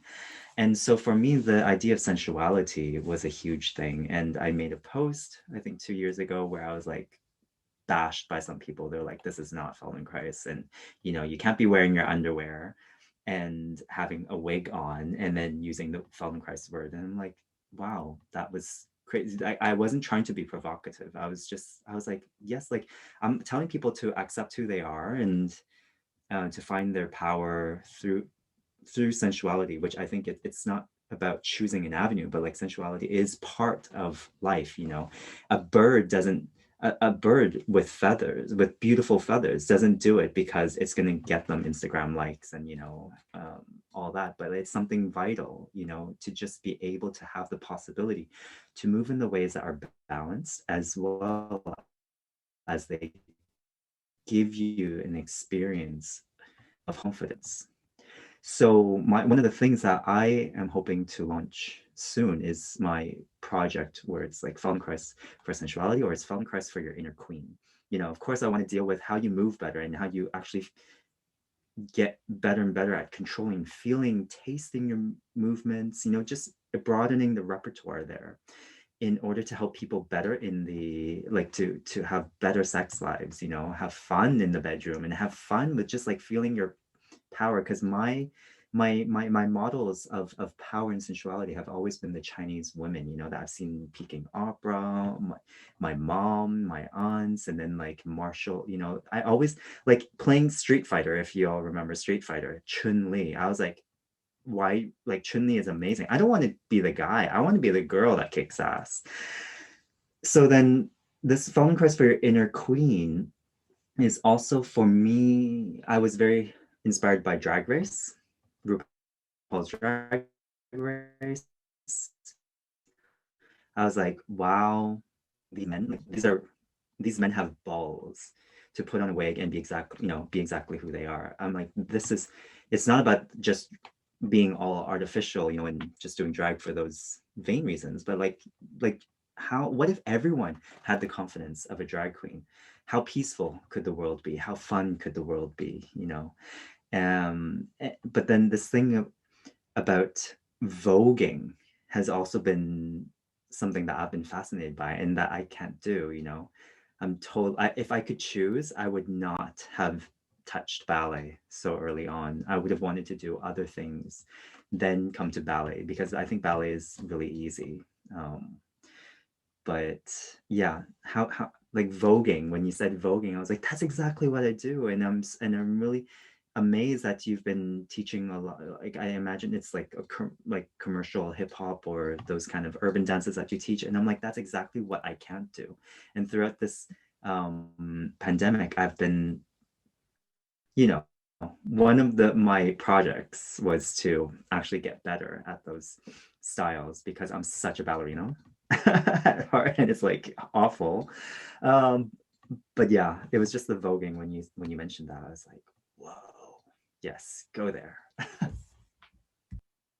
Yeah, I follow you on Instagram because I saw you perform at Dansens Hus a few years ago with Inxi and Toiva, I think, and it was so good. I thought you were amazing, such Thank a you. beautiful dancer.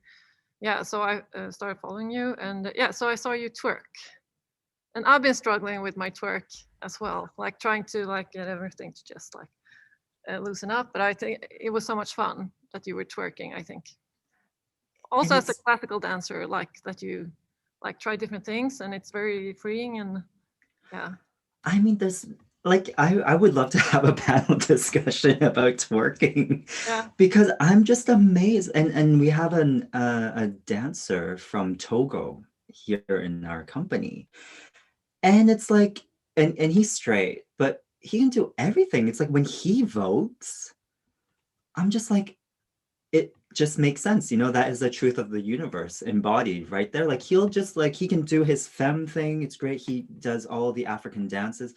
It's amazing. And when he approaches ballet or contemporary dance, there's this organic thing, and he can twerk as well. And twerking, it's like, I put too much importance saying it. For him, it's just like, okay, you just do this. And how amazing is it to be a bit tipsy, or maybe not even be tipsy and be on the dance floor and be able to just twerk it out. yeah, Like, I think it's a human right to be able to feel that kind of freedom. So for me, I see it again as yeah, it's what it represents, right? And how it makes you feel. So like twerking, I'm really glad that you caught onto that. And I would have a lab, what's twerking. Funny enough, when I do a lot of floor work, and especially because, I think we've all gone through ballet training, maybe Robert a bit as well. No. But like this thing about shoulders down, or like the pressure of civility, to be civilized, I think is another interesting concept, because coming from Hong Kong, and my mom saying, okay, presentation is so key, and we've all heard, shoulders back, shoulders down, this and that, and we've been somatically educated from like when we were very young. And then I realized that when I do floor work, and then I get clunky when I just have that kind of pattern. And then whenever I get into the mode of like my shoulders can lift, and my ribs can move and all that, then it's this lateral movement that actually frees up my spine to make it easier to twerk. And so like, as a Feldenkrais practitioner, I'm a bit of a movement scientist, as in like, where does it come from? Because everyone will say it's in your lower back, it's this, and we speak in terms of isolation. But then in Feldenkrais, we're like, no, you're always one system. How does everything else move? Like, is it all the way up to your collarbones? What about your sternum? How do you have, and actually the neck as well? Where is that place of bending that makes it look like you're bouncing your butt? Is it in the thighs? And then I like these different angles of watching, especially the women twerk, because it's just like they do it really, really well. And I'm like, the knees kind of go in and out, the feet are pushing. I'm like, there's something that good people do things and they're not aware of it. And that's what I'm after. And I'm like, yeah, so twerking, where is it coming from? What can it do? I think it's like a huge chapter to open. Sorry. just one about voguing that I thought was that made me be so passionate about it is that like it's not about being the most technical dancer or the best dancer. It's being like the most fun dancer, and just like you have to let go and be free and like give this energy to people. So it's almost like your technique is working against you. And just to have like a dancer go out on the floor and not feel pressured, like they have to perform, like they just own the world. And if they just want to stand there and pose and just like feel their energy, that's what they'll do. And it's just so different from like all this other pressure that I feel in other dance styles. So I think it's really important. I love ballroom scene. I think you just touched on something which is also a core of what we're talking about here, and it's the permission to play. especially in times of, yeah, in very challenging circumstances. How do you find flexibility? Oh my gosh, I gotta write this down. Flexibility through play.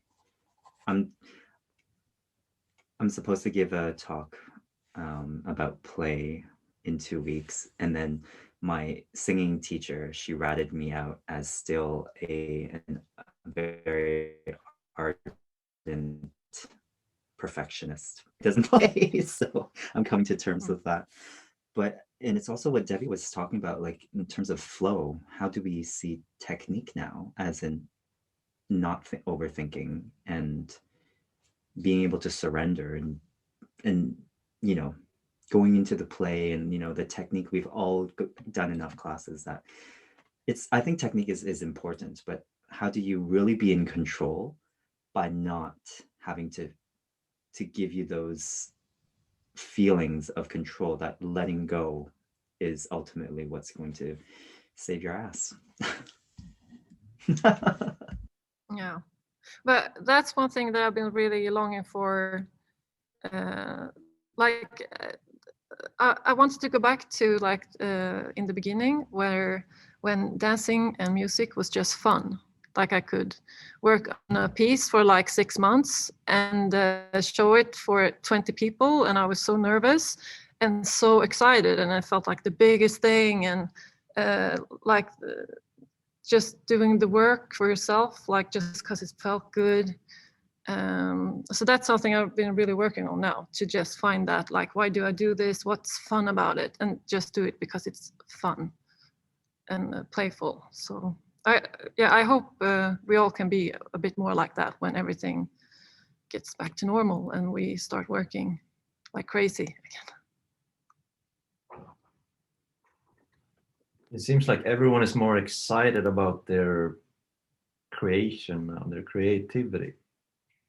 And I think we're getting back to, I'm going to jump back to this with meeting the audience, because I'm involved in DansPlats Skog, as you know, and the whole thing is, it's a community. It's a community work as well. It's not just audience. We don't sell tickets per se. We offer an experience.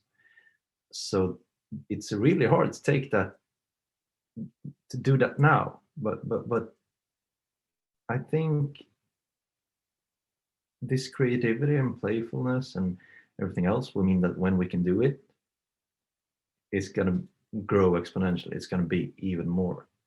And I think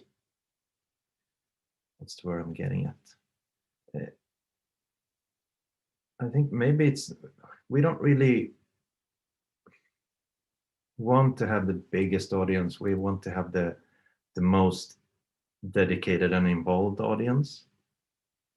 And we miss them.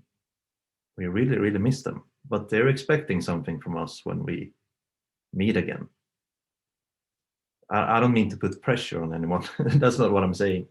But it gives me hope, because first time I watched New World, Debbie's film, the trailer, I watched it on my phone, and it was still so tactile. All the sounds when they're touching the leaves, and it's because Debbie's work is really sensory and tactile because of the audience. Maybe you can expand on that, but it needs to be that way to connect with them. And it reached me even through through an iPhone. And that gives me hope that we can reach each other even during these times. So that's exciting. I don't have all the answers. How do we do that? And even though my work is based in tech is mostly in the way, which is a bad thing. But we can utilize it, and we need to do it right now, but not drown in it as well, because we're going to meet each other again. We're going to do it, but we can do both. It's just that how do we, as well as before, when we didn't have time to play because we were so focused on this is what we have to do because this is the job. If we drown in it now, that this is what we have to do because it's lockdown, then we get further away from so we don't So we learn to not limit ourselves like we did before. Because I had the same feelings about lots of stuff. I mean, we have this self-image. Who am I? I do this, I do that. I used to think I go to the gym, and then I'm like, yeah, I just haven't been for 5 years. Okay, so maybe I don't do that anymore, because you have this image, and then everyday life gets in the way. Or you do new stuff. There's nothing wrong with that. You expand, you evolve. But it's just, maybe we can be more aware now going forward, so we don't end up 10 years from now realizing we did this exact same thing. I don't know, maybe that's abstract. Debbie, could you tell a bit more about that, what I'm getting at with the tactile and sensor thing, and the challenges that we usually have when we're doing that live, when we can meet the audience? Because you have to struggle doing that digitally. I mean, a lot of work behind it. I'm really impressed by that. Yeah, there was a lot of work behind it. Yeah, for sure.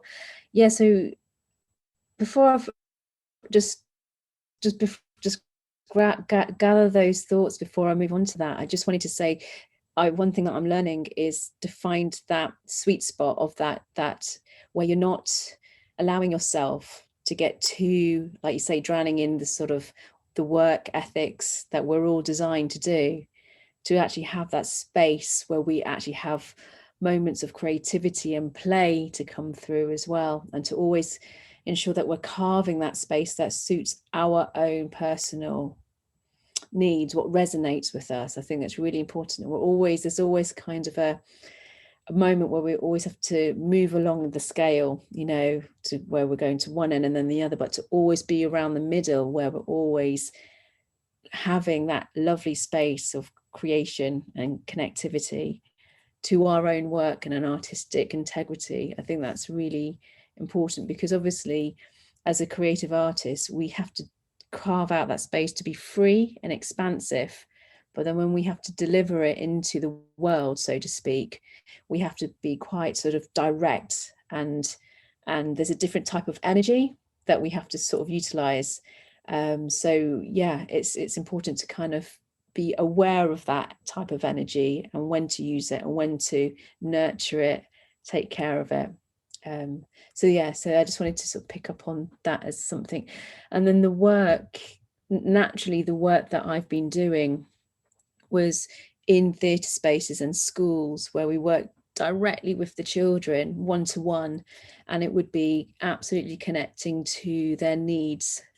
So it's listening to all the audiences, so they may be partially sighted or they might be deaf-blind, and then we're really looking at ways to use light, to use sound, to use temperature, to use hot stones on their hands so they feel that on their body. But again, that allowed that connectivity with human touch and movement, choreography and movement. You know, I realized there is a universal language in the way that we move. And although when we do it with the children and in front of the children and with the children, there's a connection, there's a language, an unspoken language that they understand.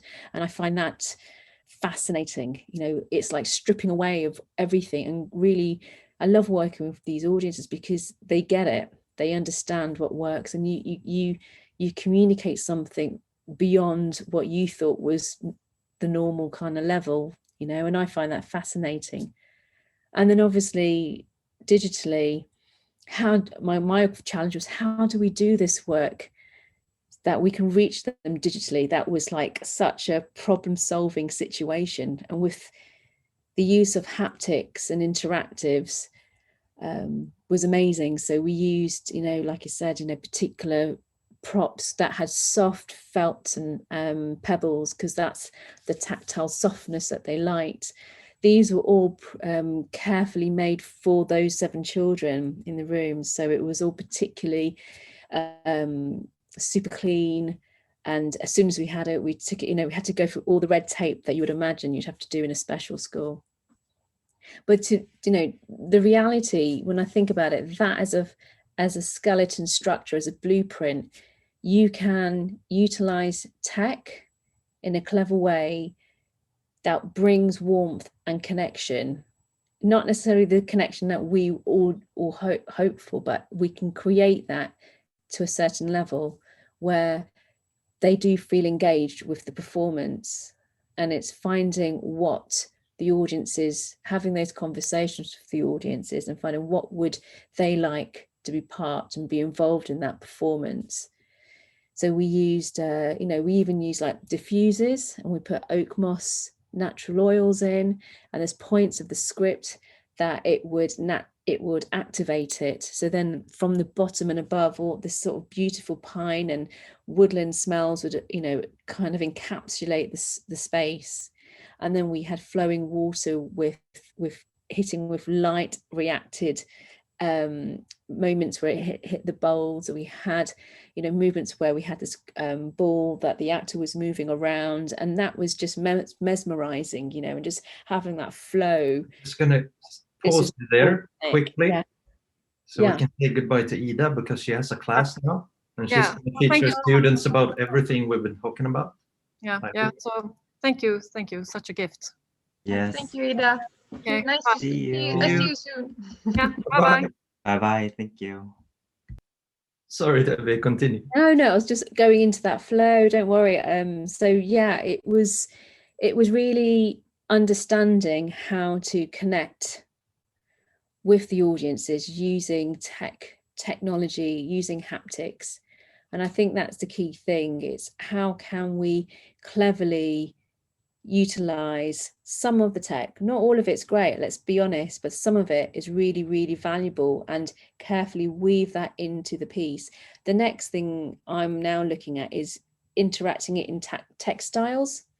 So we're using lights and we're using kind of sounds, and it's going to be as the body moves, parts of it will activate, and we're going to hopefully share that with audiences as well, so that they feel part of that piece. So workplace sort of as soon as, and doesn't matter, I guess it'd be nice, we're obviously going to be doing it in the bubbles, but I would love to see it happening virtually as well, where everybody can have a piece of like a collar or something that has this sort of emanating of a jellyfish feel, and it's like, that sort of skin texture, but with lights embedded in, and and just creating this sort of visceral feeling that they all feel part of. It's thinking outside the box, isn't it? And just seeing how you can use tech that creates an emotional narrative in the story. So yeah, I think that's something that is really important, to kind of open our vision, our eyes to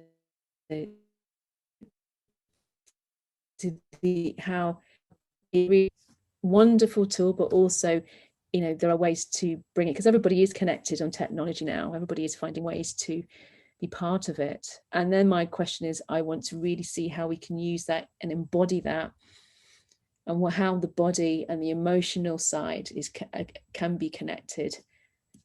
So yeah, there's some sort of thinking processes going on there. I just thought I'd share that with you. It's really interesting, and I think that it's an important point to be. You shouldn't avoid using tech because you're afraid of it. You should not use it because it doesn't fit what you're doing right there and then.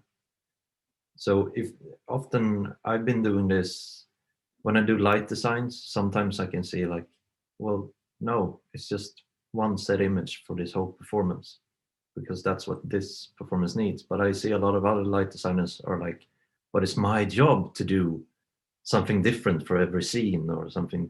But it's not. When we go back to this playfulness, and I think we're longing for this feeling of everything is natural, it's fluent.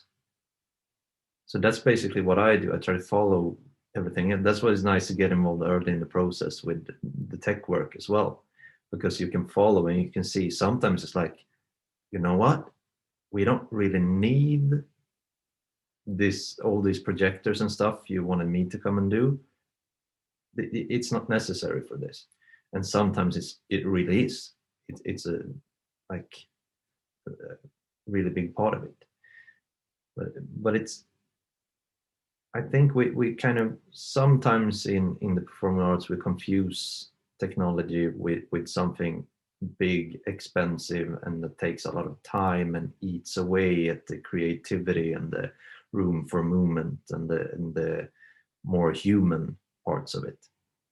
But it doesn't. I mean, like you say, if you're even wearing it or something like that, it's just something you can utilize like anything else. I mean, it's not more important than any other part. So if, for example, if you record the sounds of pebbles, what's more important, the microphone or the pebbles? I mean, it doesn't matter. It's the end result of all the parts. I see Paul's mind is working 100 miles an hour. I must say that I'm so impressed, Debbie. I saw your work in Gävle. What was it, 2019, and I cried. I thought it was so beautiful, and the way that you have adapted to this like platform that or the situation that we live in now, it's amazing. It's truly amazing, and wow, yeah. And thank you, Paul, for or both of you for the kind words. I'm so happy. And yeah, I'm so like inspired at the moment. There's so much to create, and I feel so ready for it. I think this whole discussion has been amazing, and yeah, I'm super inspired. I don't know what to say anymore. Can I add even more on that? I think if we do this again and we get to know each other better, you guys will have to feel free to shut me up because it just like comes out. You know, I was so excited by many things, but let me go one by one with the textile idea. And you know, the smells. I remember making a piece shortly before I left the dance company in Gothenburg. I was like in a state of rebellion, and then I was just like, we're only dealing with, you know, the sight and with the auditory sense, and I'm a foodie myself, and I remember I made a piece where I was like, the music was, I was chopping to the music of Bach while my other rebellious colleague was dancing. And so she heard Bach through my chopping. And then the reason for chopping, we're going to make a Vietnamese peanut sauce noodle salad. So that, exactly. So then just like, it was, then I realized, I was like, whoa, cucumbers really, like, they're fragrant. They smell so good.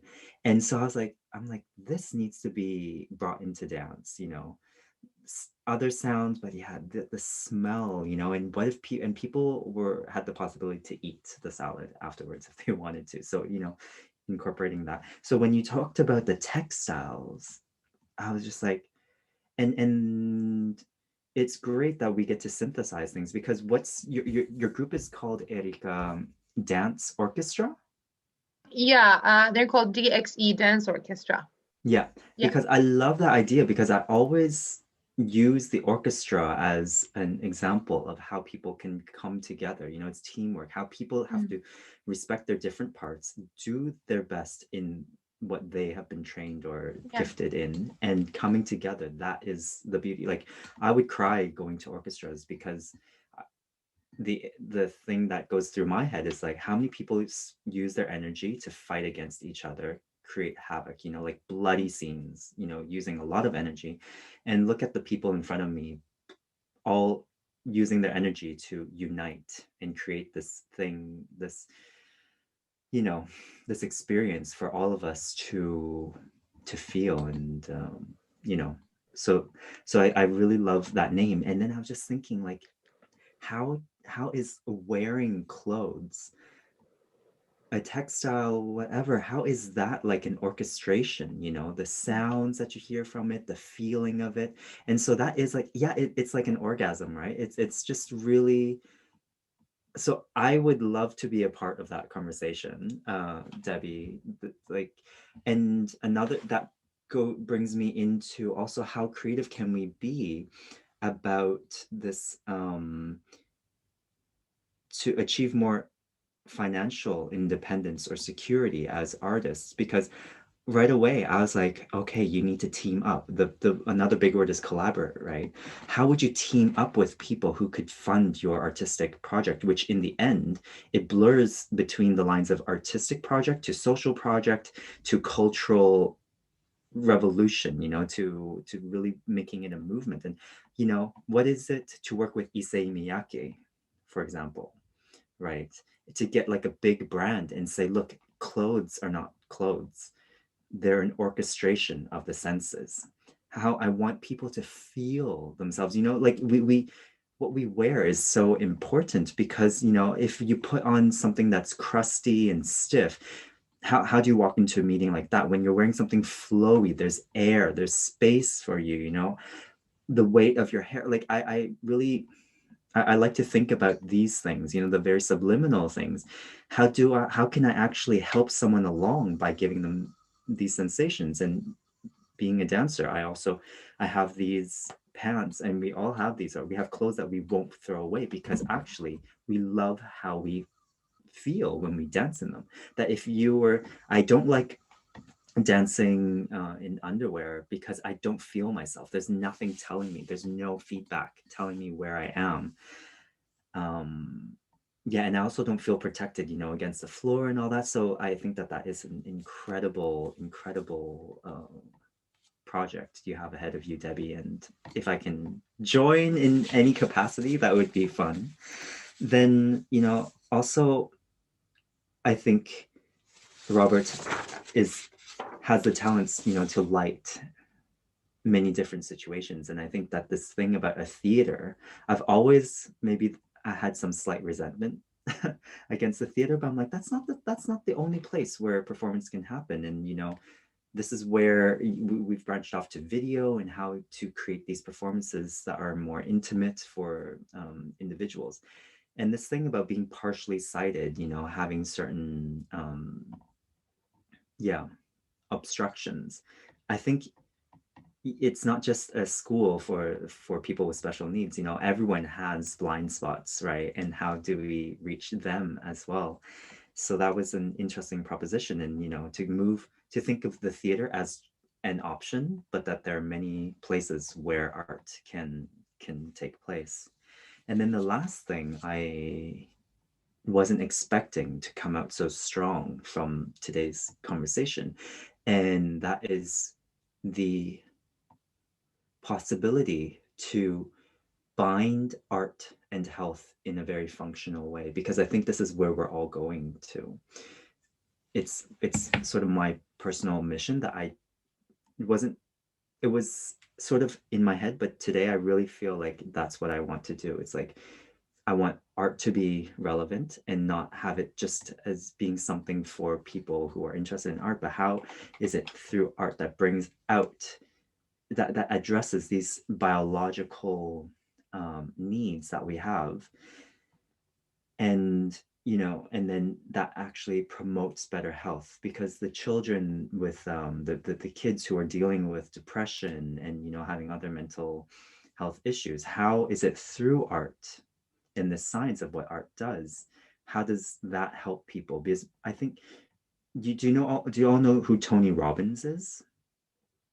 Tony Robbins is like this motivational speaker, you know, one of the biggest in the world. People pay millions to work with him privately. And his thing is that you need to change your chemistry you need to change your physiology by doing things. And it's very American, and it's like, you know, you get up and like, it's like this warrior kind of mode, but you go, whoa, you know, for like 30 seconds, you're pushing, and you get your body, you have to feel successful, you have to feel strong, you have to get into that in order to change your mindset. And then I'm like, that's what we're doing in dance. right? And I like doing the soft and vulnerable all the time, and that's how I am as a person. That what if I allow myself to go through the process of putting on war paint, you know, and doing that. And this is, I think, what I'm drawn to hip hop and breakdancing, all those things like that I've always been afraid to do. It's because they take me into that experience which I'm not so comfortable with, but actually I would benefit from. So how do we start having a conversation and then coming out with outcomes that bring art and health together? That it's like, this is actually a practice, like no longer is art just something extra in life, but it is something integrated. When we were more in tribes, you know, art was participatory. You made music together, you danced together. It was something you did, and it wasn't just something you observed, right? So this art and health is something that came up. And that also brings me to, like, I don't know, I just loved the video, Erika. I really don't see that it needs to be in a theater. And does it need to be viewed live? Maybe. But then going on this nationalistic tangent, you know, I would even see it as like a film to bring people to Falun. And I'm even thinking, what if you have a dance retreat for people? And what if it's like you talk to Falun and then have them like present this thing? Because one of the things that scared me living in Sweden was the vast nature. You know, I'm a city person. And like for Robert, I remember he told me when we were traveling back from some tour, he's like, oh, the best scenario for me is to be up north in my cabin, hiking around for 2 weeks and not seeing a single human face. And that was exactly my deepest fear. So then I'm like, okay, you show this video. It was beautiful, you know, the nature in Falun. I had no idea that that existed. And then the phrase would say, experience the distance in order to reconnect. Ooh, I love that. You know, so I really think that it can be something big, because, you know, if it's, I like to stick around Malmö, you know, then Gothenburg is still acceptable. It's cute for short times. Stockholm is also cool. I love Copenhagen, you know, but then you're like, okay, to go out of these places, I begin, you know, I've been up to, not Piteå, where is it? Härnösand, you know, and I was like, oh my gosh, like there's only one main street. What am I going to do here? But then now I would be like, okay, what is it to go into these beautiful places, you know, more remote places in Sweden, and how is that going to be a fertile place for people to reconnect with themselves and with each other? And, you know, to give space for these artistic ruminations, for these creative ruminations. So I think that that would be something we can look, you know, that I would propose as a question to DansPlats Skog and everyone involved. Yeah. So we actually see a lot of choreographers are like drawn to DansPlats Skog almost to get out of the city, to refocus and to come back to their origin and their work, because you get stuck in this rut. You're creating for creators in the same kind of community. Even if you're in a big city with millions of people, it's like this, it's one bubble. You need to move to the next one every now and then, no matter where you are. But I really like that. Experience the distance in order to reconnect. That's brilliant. Debbie, any thoughts? Just neurons are now firing, like, how can we make this work? Let's make it work. I mean, is there any, like, the Sami tribes that exist? Like, is there a way of connecting with ritualistic movement and just form? And is there a way of making work that people can connect to outside, like in beaches or islands, where people are taken on a journey to meet a group of dancers, a show where things kind of come out. I mean, I'm just thinking along the, I mean, I would love to be part of, if there's something that's coming and forming, I would love to collaborate on and proposing this sort of form that could be something that could take place. Even, you know, it could be digital, but then also with a real kind of connection of gatherings of people where they all come together at the final kind of point on this sort of beach in Sweden, and like it's kind of a more, I don't know, I just sort of like the pulling of different kind of forces of people, and then this sort of amalgamation at the end where there's like this lovely performative piece that is raw with energy but has this particular form that comes through. I don't know, I'm just putting something out there, but yeah, I would love to find a way to make that work. And funders, you know, international funders, or you know, funders, and you know, we can find ways of making that move forward. I think just so thought, too. yeah, We need to continue that conversation for sure, because yeah, I can think of a couple of people we should talk to with the Sami connections.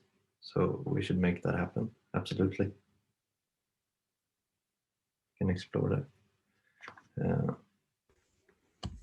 Yeah, maybe I'll just say, like, just quickly, your neurons firing and then how it's firing in my head. It's just that people, maybe through a discussion, some sort of choreography is being learned at home through a digital platform, and then people would gather eventually, you know, to the distance in Falun, somewhere beautiful in nature, and then actually we film, you know, people just already having this common language, and then just coming together, no words, just do it, and then I don't know, other activities would ensue. Yeah.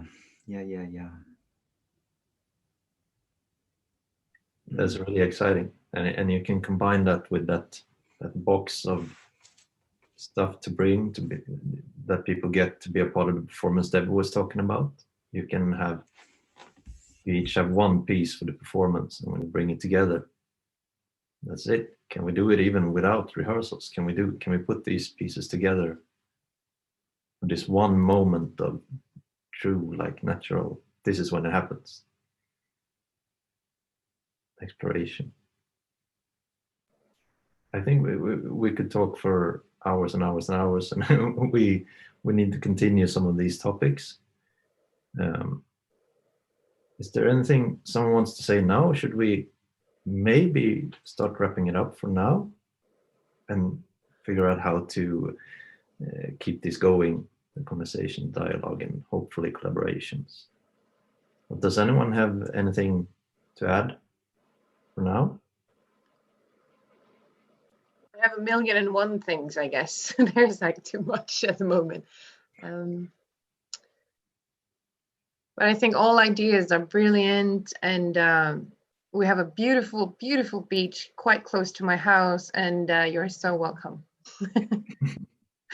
Like my dancing beach. It's so funny because like I live in a very, very small village, and people here, they don't really understand what I do for a living. So like they have seen me on television, like when I was younger and danced in telly and stuff.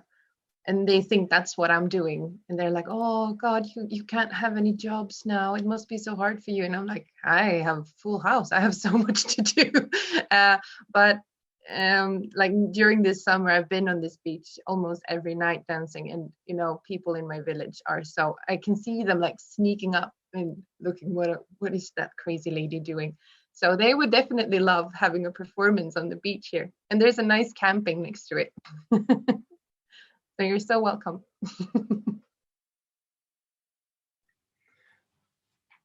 I like that.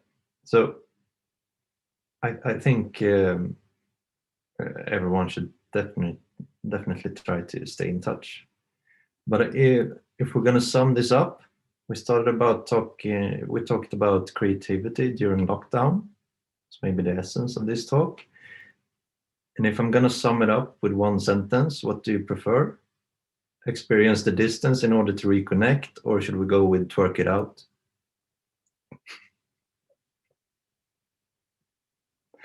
You decide.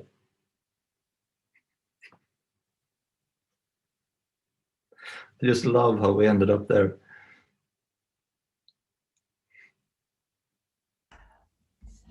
Yeah, I don't know. I think there was just so much. I have like 3-4 pages of just like notes just to keep it all swimming. I think my wish is just to, I don't know if we can have like a follow-up. Yeah, because Let me know if that's what all of you want, because it kind of feels like that would be nice. Yeah, because I'm just so curious to see how all everyone's projects are gonna play out and what can be done. Well, I mean, I'm quite busy at the dance company, but as much as I can and could, it would be nice to just be a part of certain things. You know, I can envision that, you know, this summer I would be back in Sweden for a bit, and maybe then I would, yeah, it would be nice to go up to DansPlats Skog and see what is possible and how to make, you know, I don't really take vacations where I do nothing, but it's like, can I be part of us giving certain workshops or collaborating with artists, having a conversation before swimming in the beach, before we make lunch and stuff, like that would be a nice format. And I don't know, to just continue to be inspired by how, you know, the video of Erika and then the projects of Debbie, and like, I'm not kidding, the textile thing is just really turning me on right now. Like I could see Oscar nominees. What do you guys have in the UK? It's BAFTA, right? Yeah, you know, like that they would wear these textiles and talk to people and be like, you gotta understand, like, here's another layer of living and experiencing, you know, like my gown is music. Like how cool would that be? And then I don't know, I think that it's just the potential in just this meeting alone is, yeah, it's something that's really yeah, making me twerk it out.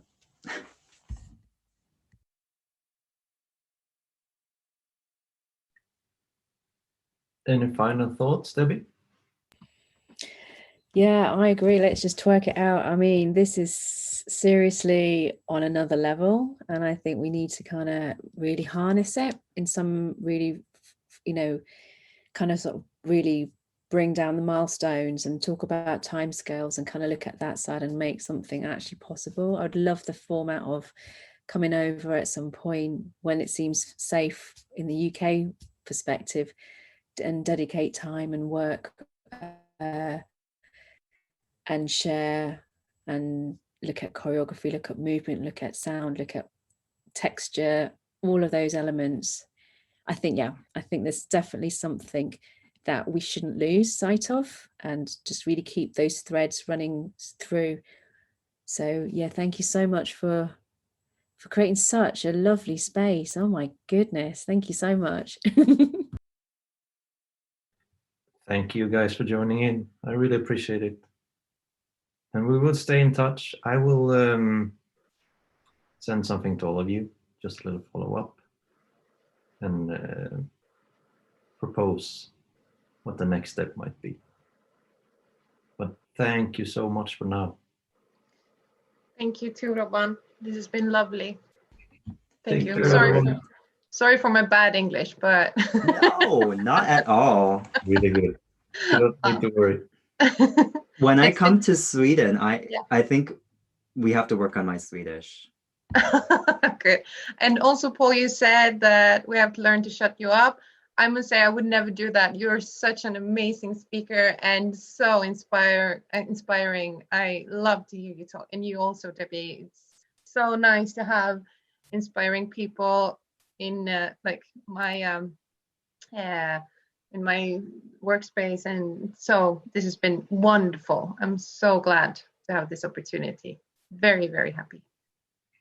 This made my week. I'm glad. Yeah. Thank you all for sharing. Thank you. Take care. Bye. Bye. Bye.